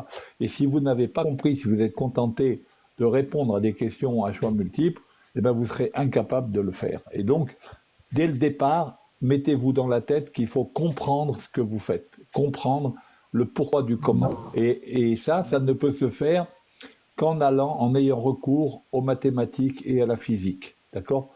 Ou bien pour des matières qui ne sont pas forcément scientifiques, les faire, trouver la logique du truc. Je pense à la réglementation, etc. Même la réglementation, elle a une base mathématique, enfin une base logique également, d'accord? Mais surtout, faites bien attention à ça. Voilà. Satisfait, Yanso? Satisfait, c'est bon?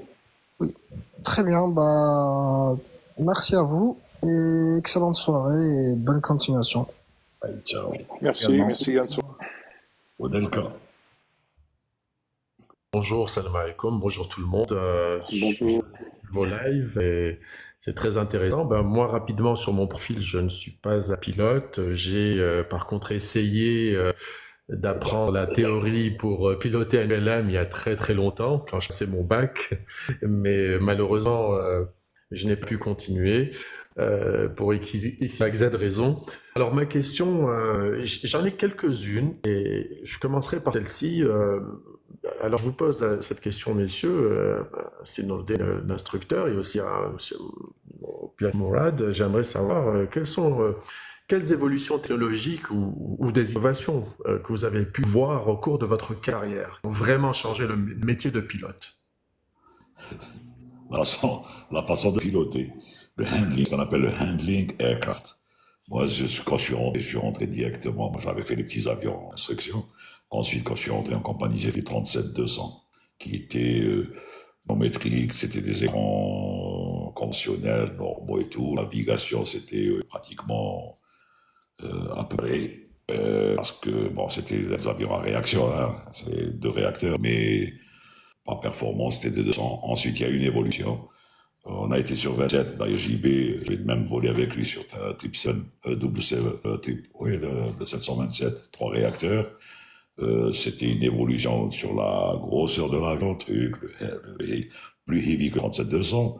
Mais ensuite, on est passé commandant Fokker, c'était plus light, propre. Et ensuite, c'est parti sur le NG, qui était devenu une nouvelle génération. C'était un 37 nouvelle génération, effacé, avec les écrans FX et tout, super bien. Ensuite, j'avais fait du 67, c'était un gros 37, mais bourré de technologie. Donc, high-tech, c'est-à-dire des atterrissages en catégorie 3, c'est-à-dire sans visibilité de rien. Mais bon, sauf que les écrans étaient chaotiques beaucoup plus que maintenant. Ensuite, 330, alors 330, c'était la façon de piloter qui a changé, puisque la philosophie a changé. C'était, on passait du Hawk au stick, au joystick. Joystick. Voilà. Et cette façon-là, on est devenu manager, beaucoup plus que des pilotes. On est devenu manager de vol. C'est-à-dire qu'on faisait le roulage, on collait autopilot jusqu'au minima. Arrivé au minima, on déconnectait là, quand on voyait la piste, on se posait. Et c'était sensitif, parce que c'est ce qu'on appelle fly-by-wire. Ils travaillent avec des impulsions électriques et non pas avec le calage.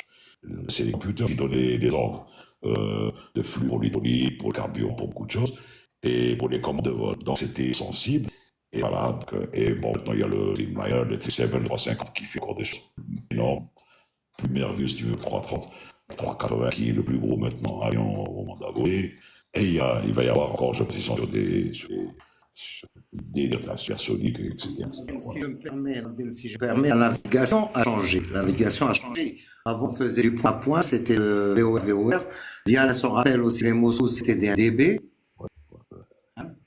Alors que maintenant, la navigation est beaucoup plus précise, c'est GPS, on a... C'est des plateformes inertiques qui gèrent tout ça. Et donc, la navigation s'est améliorée. À l'époque, j'en rappelle les SID, c'est du bord, croisement de radar pour s'aligner sur notre premier radial, s'aligner sur un deuxième radial. Maintenant, on peut suivre une courbe, normalement, et on la suit. Hein. Voilà, tout a évolué. Tout a évolué, sauf la connexion de Mora. De temps en temps, il y a des problèmes de connexion. Et en plus, bon, nous, ce qui a évolué, bien sûr, c'est ce qui arrive à Z. Encore et encore. J'y vais. C'est tout à fait ça. Parce que, bon, moi, j'ai malheureusement arrêté de voler juste avant de Je devais passer sur 67 comme celui-là a été volé.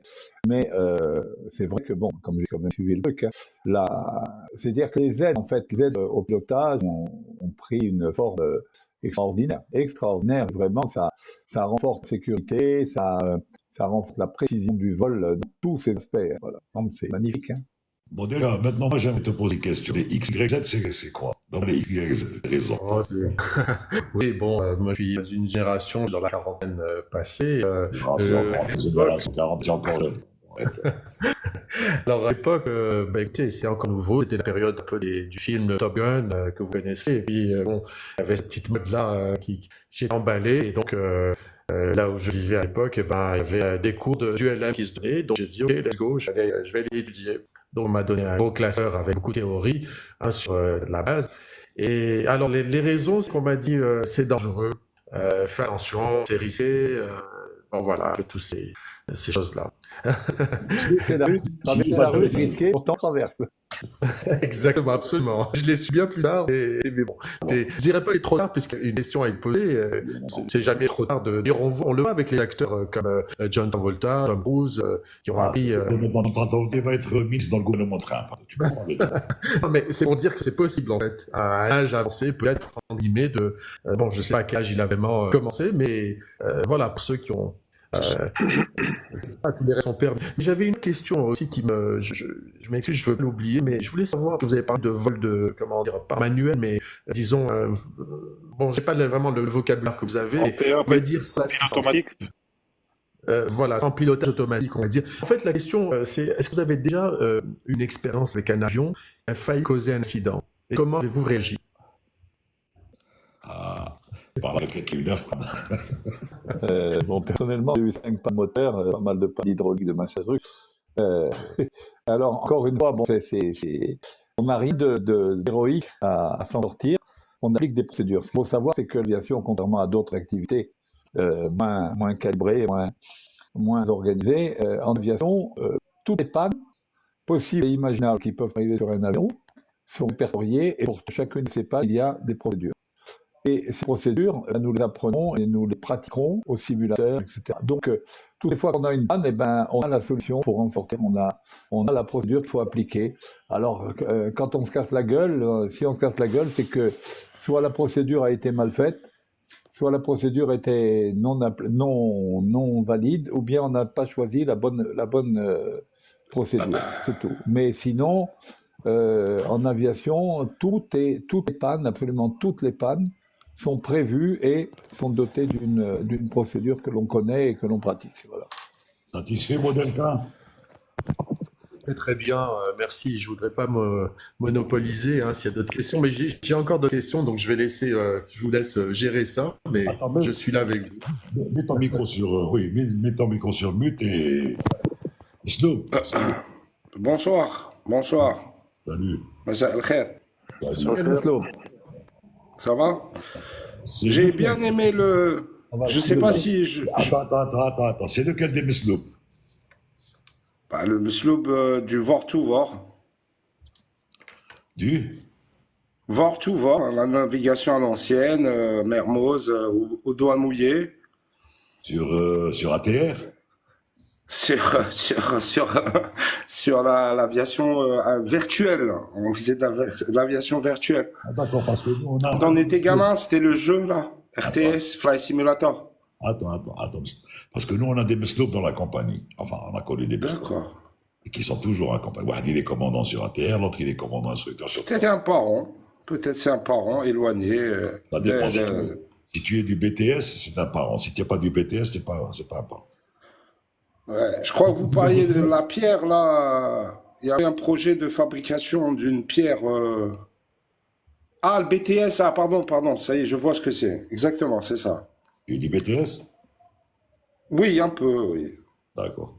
Alors, pour ceux qui ne savent pas ce que c'est que le BTS, c'est Batnat Bessaster. Voilà. Et donc, j'ai bien aimé... Sokaras. Vas-y, monsieur. Et j'ai bien aimé l'intervention de JB sur l'assistance qui devient, je sais pas, à mon sens, pas problématique, mais Mais par exemple, pour le Max, ça nous a fait un beau flop commercial, même si l'appareil est un bijou et trop en faire, des fois, hein, ça nous fait des petits incidents, des bugs informatiques. Quand on va dans l'excès, c'est pour ça que c'est un peu comme la gamine, enfin, je saute du coq à l'âne. L'autre jour, j'ai des examens, papa, il faut la grosse calculette qui fait tout, qui fait le dessin et tout. Je dis, c'est permis ça à l'école? Non, on faisait ça à la main à l'époque, des calculs. Il dit, oui, papa, maintenant, l'enseignement, et on donne un billet, hein, c'est pas, genre, on se donne la peine, on va pas au public, on va au privé et tout, ils leur demandent de calculette. Donc, on s'appuie plus sur la machine, et puis bon, maintenant, si on doit. Il y a des gens qui sont mieux calibrés, qualifiés pour en parler, mais j'ai l'impression que ça fait peur quand même, un peu. Non, C'est un avis, hein. il faut rester très raisonnable et cohérent. Les problèmes qu'il y a eu sur le 37 Max, pour le grand public, oui, c'est un problème d'automatisme qu'il y a. Bon. En réalité, comme tous les accidents, c'est pas un accident qui se produit pour une seule cause. Ce qui s'est produit, c'est que il y a eu Boeing l'avion, le 37 a été tellement modifié par rapport à sa version de base que avec les derniers réacteurs, les réacteurs les plus puissants qu'il y a sur le 37 Max, etc., l'avion a développé des caractéristiques de vol qui étaient un petit peu dangereuses. C'est-à-dire qu'en basse vitesse et poussée élevée, donc ce qui se produit après décollage, l'avion avait une tendance à être légèrement instable et donc à avoir tendance à s'approcher un peu plus du décrochage.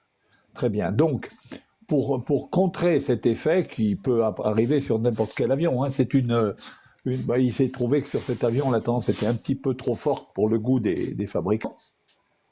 Ils ont estimé devoir faire un système qui allait empêcher l'avion de continuer d'avoir le nez qui monte, etc., et donc de l'éloigner du décrochage. Sauf que, pour des raisons purement commerciales, ils n'ont pas dit qu'il y avait ce système-là, parce que sinon, les pilotes qui venaient du 37-800 auraient été obligés de refaire une qualification de type, ou tout au moins un entraînement, une adaptation, au 737 Max.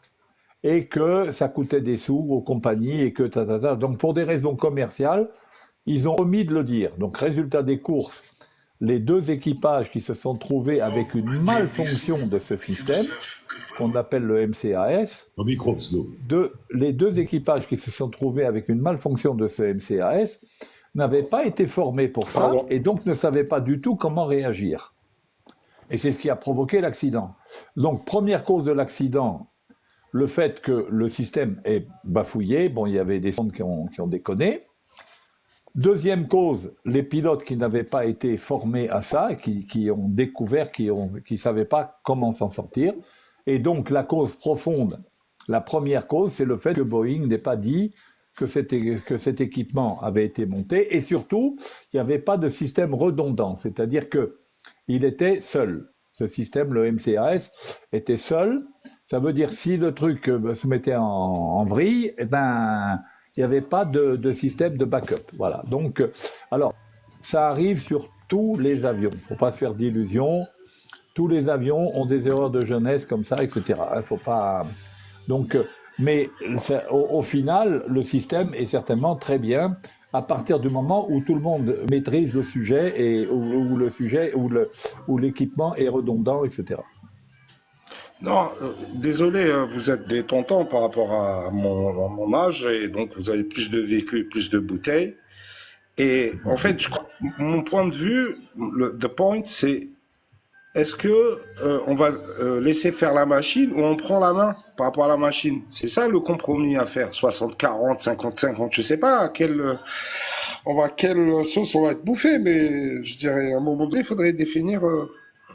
Je crois, hein, c'est peut-être moi qui pousse un peu la parano, mais. C'est pas une question de pourcentage, pour reprendre ou pas reprendre. La machine est programmée de par sa logique et ses procédures qui sont appliquées, à être perfecte. Maintenant, il y a toujours, que ce soit sur le yoke ou sur le side stick, un bouton rouge qu'on appelle le cocoon. Dans le jargon des Américains, le cocoon. Quand il y a quelque chose, en dernier ressort, c'est-à-dire quand l'avion veut faire n'importe quoi, schlac, débrancher, passer en conventionnel, en manuel, et reprendre tout ça. Des fois, le pilote est obligé de faire des actions qui ne sont même pas écrites. Donc, voilà. Mais il n'y a pas de pourcentage de je laisse l'avion 60, 40, 50. Non, tout doit fonctionner normalement tant que les systèmes fonctionnent normalement. Les computers fonctionnent, les protections sur, par exemple, les gros avions ou les advanced fonctionnent, tout ça. Il n'y a aucun problème pour qu'il puisse y avoir un problème. En plus, ils ont même rajouté sur le 350 l'histoire du TICAS automatique sur le 350. L'action qui a été faite par le pilote pour débrancher l'autopilot et suivre les actions suivre ce qui a été dit dans le PFD pour descendre, monter ou maintenir le niveau ou la climb, descent ou la maintain. Elle dit maintenant l'avion le fait tout seul. Il pose la question, il répond, il y a un dialogue entre les deux avions. Donc il n'y a aucun problème. Si on fait confiance déjà à cette histoire de TICAS pour que l'avion le fasse tout seul, c'est que c'est une très grande avancée. Donc elle dit, toi, on attend jusqu'à ce que l'avion fasse un écart. Ce qui s'est passé, comme expliqué JB, il y avait un système qui a été mis dans les avions qui s'appelle les 37 MAX, dont les pilotes n'étaient pas acclimatés et formés pour ça. Ce système, le MCAS, n'avait même pas reçu de certification quand il a été mis à bord.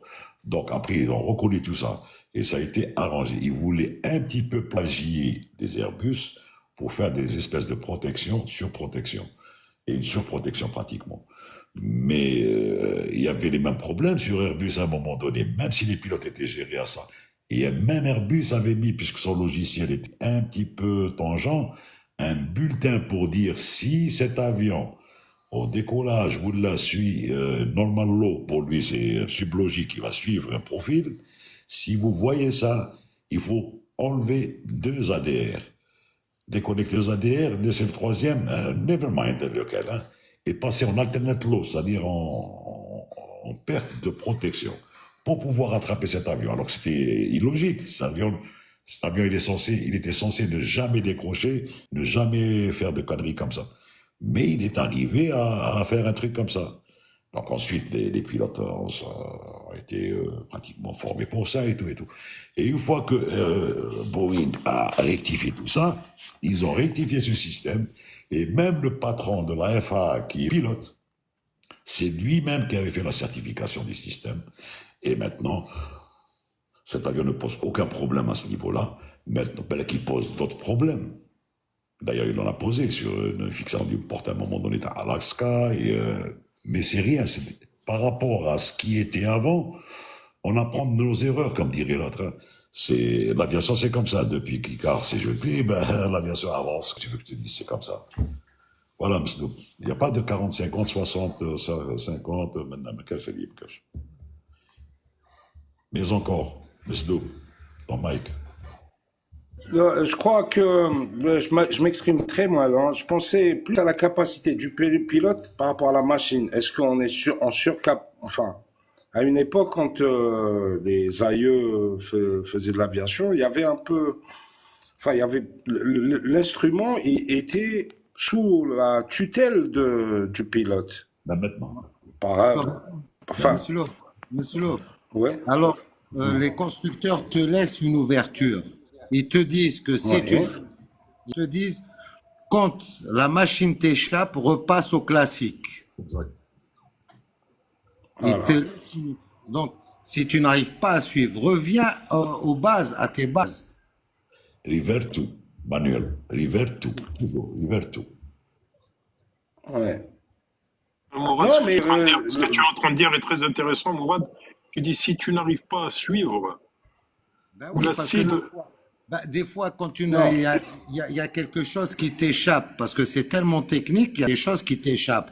Donc, si ça t'échappe, reviens en arrière. Ne reste pas coincé à te poser des questions. Voilà. Reviens à ta base. Voilà, on va lui donner un exemple très clair pour Farid. Je sais de quoi il parle, parce qu'il a percuté sur l'histoire de dire si quelque chose t'échappe. Farid, quand les avions sont arrivés, je vais te remonter à 2003, les NG. Les NG. Les gens qui sont venus ils ont été aux États-Unis pour les ramener, en même temps, ils ont fait instructeur sur ces avions-là. D'ailleurs, JB s'en rappelle, on va citer les noms. Ils ont été là-bas et donc ils disaient oui, on a compris, oui, parce qu'ils venaient d'un 37, Et bien ces mêmes gars-là, à un moment donné, ont eu des problèmes de compréhension, justement. Et tu entendais, moi j'ai fait un vol en rentrant d'Alger sur Oran, avec un équipage comme ça, dire c'est-à-dire dans l'inquiétude, de dire qu'est-ce qui se passe, qu'est-ce qui réagit. Écoute, jamais un avion ne réagit, bizarrement. C'est une question de compréhension. Il débranchait carrément, il passait au manuel. Tu as compris? Que ce soit pour le plan, parce qu'il y avait le plan qui était nouvelle de l'ENAV, le VINAV, sur le point et tout. C'est pareil sur 330. Quand les avions sont arrivés, les gens commençaient à faire ce qu'on appelle les modes, les versions de mode. C'est de 17 Open 17, Open Montée, VS. Alors qu'il y a une logique à ça. Quand la procédure est suivie, quand la SOP est suivie, il n'y a aucune incompréhension. Et quand le gars est updaté, il faut qu'il lise. Il faut qu'il soit. Il remplace. Sinon, à un moment donné, il y a eu du cafouillage au début. Il ne faut pas se tromper. Voilà, c'est ce que dit Airbus en dernier recours. Il te dit, si la machine t'échappe, c'est-à-dire, il ne voulait pas te dire, on t'a fait une machine qui peut t'échapper. Et toi, si tu n'arrives pas, parce que Belek, tu as eu une lacune dans la formation, au CIMU, ceci, cela, tu passes au manuel, tu sauves la situation, ensuite on discute. Parce que quel que soit X, la situation est sauvée. Une fois que tu passes au manuel, c'est sauvé. Mais tu ne peux pas le faire tout le temps. C'est pas chaque fois que tu ne comprends pas quelque chose, tu vas passer au manuel. Tu as 250 gus derrière. Hein. Farid et Mesloub, on a la base du pilotage, on sait. Maintenant, on n'a pas compris qu'est-ce qui s'est passé. On passe au manuel, on revient, on sort du mode, on va voir qu'est-ce qui s'est passé et on reprend. Ça arrive, on est des êtres humains, on peut bugger des fois nous aussi. Plus maintenant. Je crois que je me suis mal exprimé. Moi, c'est vraiment une vue d'ensemble sur notre... j'ai donné l'image de ma gamine et la calculette et je voulais... c'est plus une image sur notre maîtrise de l'instrument où c'est... comme on est... Il y a un peu de... Je sais pas, de la fainéantisme.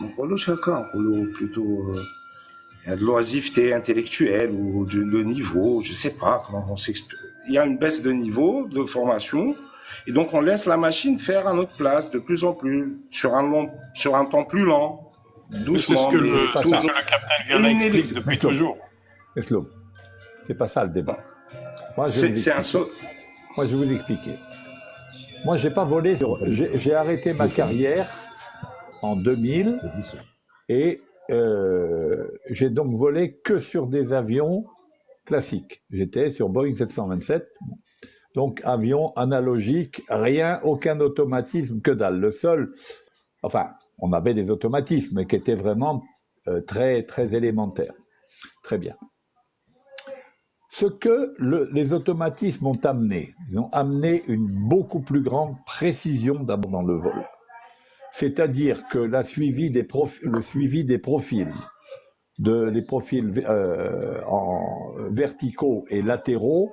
Verticaux, c'est donc toutes les montées, et tout ça.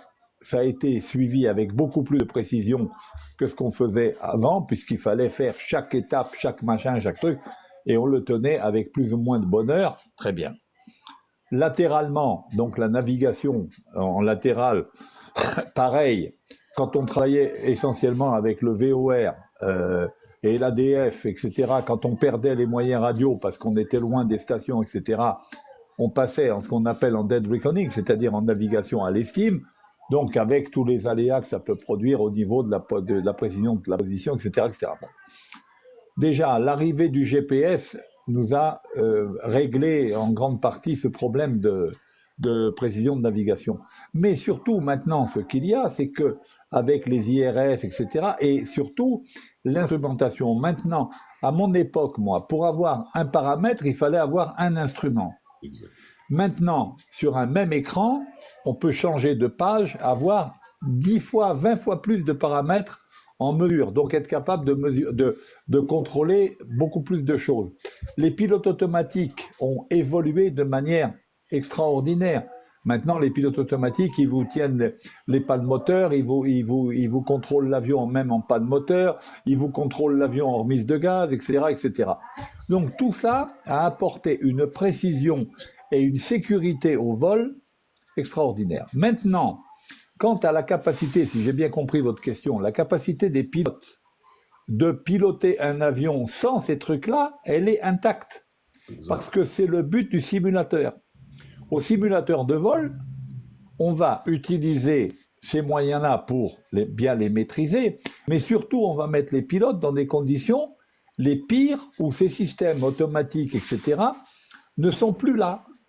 Et donc les pilotes vont s'entraîner à vivre en situation dégradée et des situations dégradées qu'ils n'ont aucune chance pratiquement de rencontrer en vol réel, d'accord? Et ça veut donc dire que les gars gardent leur aptitude à piloter un avion en mode dégradé sans aucun problème. Voilà. Je pense que la question de Mesloub allait beaucoup plus loin, je pense, parce que moi, je pense que Mesloub veut dire par là que effectivement, il y a des automatismes, etc. Ça c'est clair, c'est l'innovation, on pourra pas rien changer. Je ne veux pas me mettre à dos la nouvelle génération, mais est-ce que réellement ces pilotes-là, au jour d'aujourd'hui, est-ce qu'ils comprennent ces automatismes? Est-ce qu'ils comprennent toutes ces formules que vous dites là aujourd'hui, que vous dites tous les jours d'ailleurs, ces formules mathématiques, météorologiques, etc. Est-ce qu'ils ont fait l'effort de comprendre au moins ces systèmes-là? Moi, il me semble que non. Moi, à mon avis, je sais pas, je rejoins un peu Mesloub. Moi, je pense que ça doit être ça. Les formules, peut-être pas. C'est un souvenir d'école. Mais je vais te dire, la formation fait en sorte qu'il y a des skills. C'est de la formation pure. Donc, toute la gesticulation doit être reproduite. Surtout en ce qu'on appelle le mandatory. Parce que ce qu'on demande, c'est le mandatory, c'est-à-dire les problèmes de panne, les ceci, les mademoiselles, ceci. Donc, une fois que ça c'est assimilé, les différentes autres pannes pour la restitution des procédures, elles doivent être faites comment dire, very good, and just standard, c'est-à-dire standard 3, passable, 4 et 5. C'est ça les notations, les grades. Donc, une fois que c'est admis ça et que c'est reproduit au simu, le gars, il est armé, si j'ose dire, pour pouvoir, sans connaître les formules, un demi-euro V2, maintenant, non, sans connaître ça, il va pas qu'il m'a gagné la JB, on l'air dire, ah tiens, la compressibilité de l'air, comment je vais la... Eh ben non, tiens, ce nuage, il est en train, parce que c'est un demi-euro V2, donc il y a un truc, il y a 1 euro, donc je diminue l'euro, il va pas faire ça. Il va dire, tiens, ça, je l'ai vu, donc le déplacement va se faire comme ça, mon indé me dit que le vent se déplace comme ça, donc la masse va se déplacer comme ça. Il va être beaucoup plus opérationnel pour utiliser ce qu'il a entre les mains pour le vol, parce que le lendemain, c'est un autre vol. Le soir, mais sans mettre... Oui, non, je suis d'accord avec toi, mais sans mettre en application. Je veux dire, le fait de s'intéresser uniquement. Le JB, c'est à lui. C'est pour ça qu'on dit aux gens, restez update c'est pour ça qu'on dit qu'un pilote apprend toujours jusqu'à ce qu'il sorte à la retraite. Par contre, Farid, je vais rajouter quelque chose. Le pilotage lui-même, qu'on pilote un Cessna, un bimoteur ou un Airbus ou un 777 ou un 747, le pilotage est le même. Une fois que tu es à la base, que tu as appris à piloter un avion, tu pourras piloter d'autres avions, bien sûr, à condition de satisfaire un stage théorique de cet avion et passer au simulateur. Mais le pilotage reste le même. Une panne moteur sur un Airbus ou sur un Cessna 310, le contrôle doit se faire de la même façon. comprends bien ce que tu veux dire. Moi. J'ai bien compris ce que tu veux dire. C'est pas les mêmes sensations, certes, mais le pilotage, le gars sait piloter. Il sait faire un virage, il sait faire récupérer un décrochage. Tu récupères un décrochage sur un Cessna, ça sera la même chose sur Airbus. Tu as le principe de base. La base, c'est l'essentiel. Après, le reste va tout seul. Absolument. Moi, je Tu suis posais tout la à fait bonne question d'accord. ou tu veux reformuler la question? Snoop. Snoop. Mais Snoop, le lone wolf, le loup solitaire. Il faut débuter ton micro. Je pense qu'il a. Non, il a son micro qui est ouvert pour moi. Donc peut-être qu'il s'est levé de sa place, il a été ou aux toilettes ou quelque chose comme ça. Il a pris l'avion. Ah non, ben, qu'il est parti consulter sa fille, parce que j'ai l'impression qu'elle est clever. Elle doit être... Est-ce que je peux en profiter pour vous poser une question en attendant qu'il revienne? Ok. Alors, une question pour l'instructeur. Quelles sont les erreurs les plus courantes que vous avez observées chez les jeunes pilotes en formation et comment les éviter? Et j'ai une question pour les pilotes. J'aimerais savoir, les pilotes, s'ils ont souvent des histoires fascinantes sur les passagers. Est-ce que vous avez une anecdote amusante ou étonnante à partager? Ou peut-être quelle est la chose la plus impressionnante que vous avez vue ou vécue en vol? Vas-y, JP, vas-y. Bon, concernant la deuxième partie de la question, le truc le plus difficile que j'ai eu à vivre en vol, ça a été une évacuation passager. Ça, c'est vraiment le truc qui fait un peu peur, parce que à partir du moment où on implique les passagers dans une action, tant que la résolution du problème est circonscrite aux pilotes et aux hôtesses et aux stewards, on est des professionnels, il n'y a pas de problème. Mais à partir du moment où on envoie les passagers dans les toboggans, ça c'est... Bon, j'ai eu de la chance, il n'y a pas eu de problème, pas eu de blessés, rien du tout. Mais c'est vraiment l'événement qui, pour moi, a été nerveusement le plus difficile à vivre. Très bien. Maintenant, la première partie de la question, c'était quoi déjà? Je ne me souviens plus. Première partie, je demandais si en fait vous aviez voilà, des sur un erreurs. passage, enfin, des choses. On ne peut pas dire, parce que, en fait, quand on fait de la formation de pilote, on parle d'instruction en vol ou au simulateur. Hein. C'est des cours particuliers. C'est des cours particuliers, donc chaque pilote va fonctionner d'une certaine manière.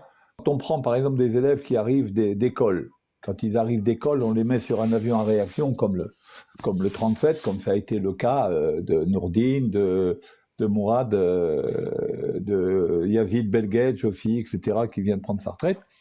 Bah, quand on arrive d'école, qu'on a volé au maximum à 200 nœuds, et qu'on arrive sur un avion dans lequel on commence à sortir les volets à 210 nœuds, on rentre les volets, on met à 210 nœuds et ça va monter jusqu'à 480, c'est sûr que la vitesse, par exemple, de l'avion est un problème qui va surprendre le gars. Donc, les petites erreurs qu'il peut commettre, c'est justement par rapport à l'appréciation de la vitesse de l'avion, etc.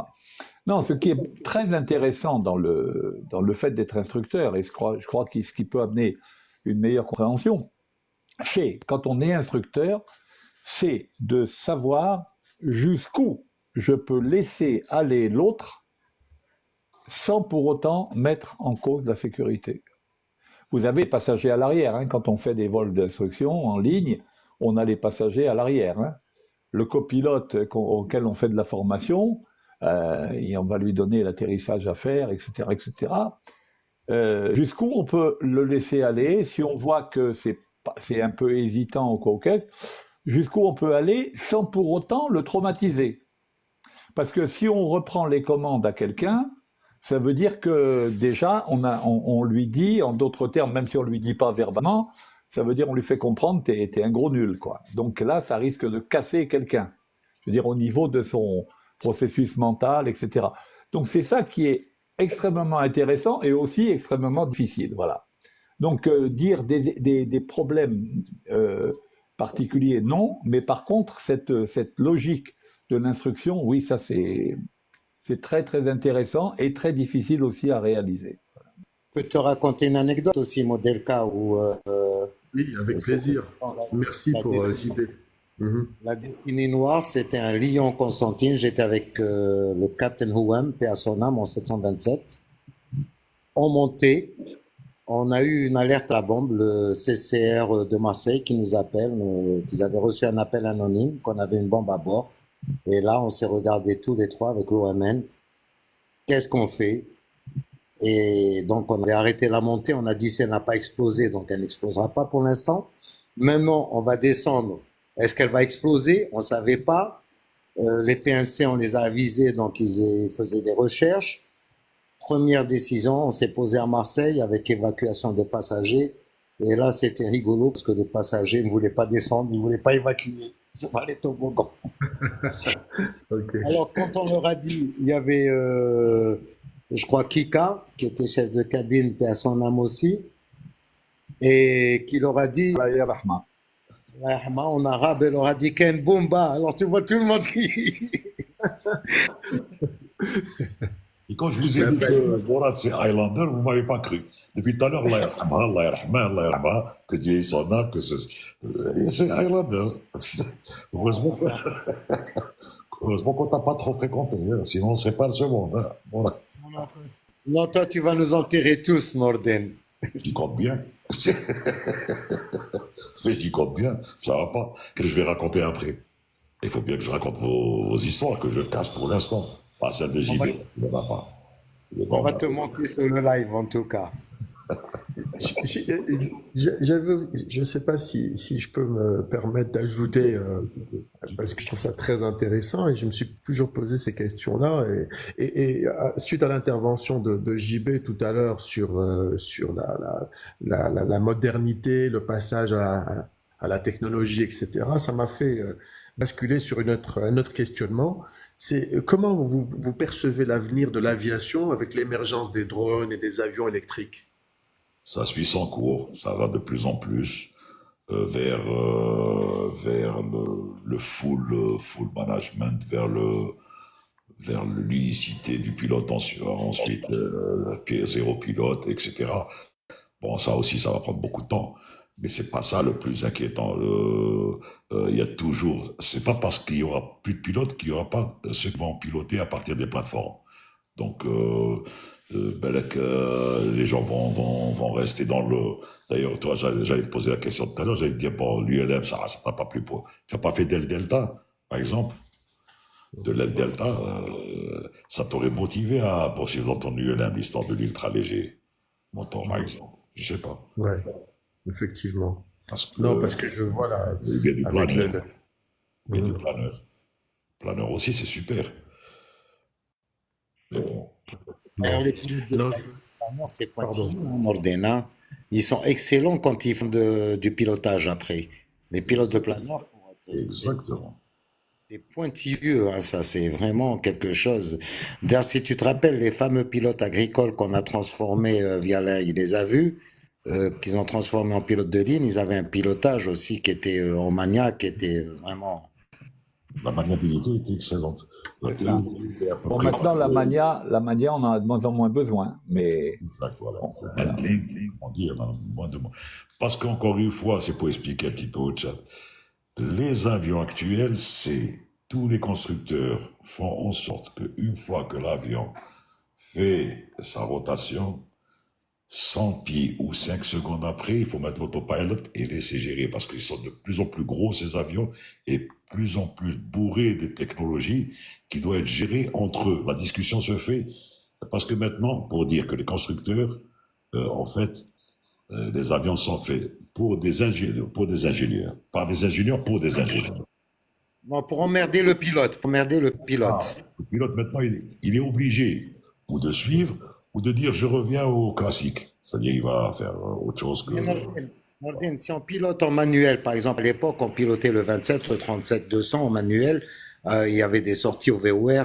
Maintenant, c'est que si tu t'écartes, tu fais une déviation de trajectoire, les amendes, ça pleut. Ça va de l'ordre de 10 000 euros, hein, une sortie de trajectoire. Donc, c'est à cause des trafics. C'est à cause des trafics. Avant, il n'y avait pas beaucoup de trafic, donc ça se voyait pas vraiment. Mais maintenant, Éviter les sorties de trajectoire, il vaut mieux l'autopilote, le mettre, comme tu as dit, à 100 pieds, 5 secondes après, ça évite d'avoir des amendes. exact. Mais si on se Absoud qui dit l'aviation va être complètement automatisée et de ce fait de moins en moins d'accidents. Oui, de moins en moins d'accidents, pour autant que les automatismes fonctionnent bien, pour autant que les programmes fonctionnent bien. Enfin, moi personnellement, et je pense que les deux collègues, Morad et Nourdine, seront d'accord avec moi, rien ne remplacera un esprit humain dans un avion pour s'adapter à une situation qui est totalement imprévue. Le plus bel exemple, c'est Sully. Alors, Sully, ça a démontré que le 320 est un avion quand même relativement sophistiqué, tout. Et ben, Sully, il a montré que alors qu'on lui demandait pas de démarrer la PU, il a démarré la PU, ça lui a permis d'avoir l'électricité et de pouvoir contrôler, d'avoir tous les instruments qui marchaient. Et puis, le feeling qu'il a eu de la situation l'a amené à trouver qu'il était effectivement préférable de se poser sur l'Hudson que d'essayer d'aller à la Guardia ou que sais-je encore. Donc, il y a toujours dans un système comme l'avion, qui est un système horriblement complexe et qui est un système dynamique, c'est-à-dire que les situations peuvent changer très rapidement. Il y aura toujours la nécessité pour qu'il y ait un gars qui éventuellement pense en dehors de la boîte. Moi, je me souviendrai toujours de la phrase que le chef pilote de chez Boeing, quand j'ai fait ma qualif Boeing en 74 ou 75, je ne me souviens plus, nous avait dit. Il nous avait dit « Don't forget, gentlemen, that you're paid for what you've got between your ears. » Vous êtes payés pour ce que vous avez entre les deux oreilles. Et les pilotes, on peut avoir autant d'automatisme que l'on veut, ça ne gêne pas. Mais il y aura un moment où il faudra que ce soit notre cerveau et notre capacité d'analyse instantanée qui nous permettent de sortir d'une situation totalement imprévue par ailleurs. Voilà ce que je veux dire. On n'est pas du tout des héros, mais tout notre boulot, en fait, a pour objectif ça, d'arriver à trouver le jour où ça sera nécessaire d'arriver à trouver la solution que les systèmes automatiques n'ont pas réussi à trouver. Voilà. Sur ces très belles paroles. Sur ces très belles paroles, bien sûr. Et je rajouterai un truc à Spanish Smile qui dit Think out the box. Ce qu'il disait tout à l'heure, JB, pour le cerveau, on appelle ça un cerveau, ce qui se trouve entre les deux oreilles, ce que disait Mélenchon dans une allocution. Bonsoir les gars. Bonsoir. Et à lundi. À lundi, un bon week-end. Et Modelka était satisfait, j'espère. Ah oui, très satisfait. Je réserve mes autres questions pour la prochaine fois. Un bon week-end à tous. Au revoir. Très bien, merci. À tous. À lundi. Merci à vous également. Nordine et tout le monde. Merci beaucoup, bonne soirée.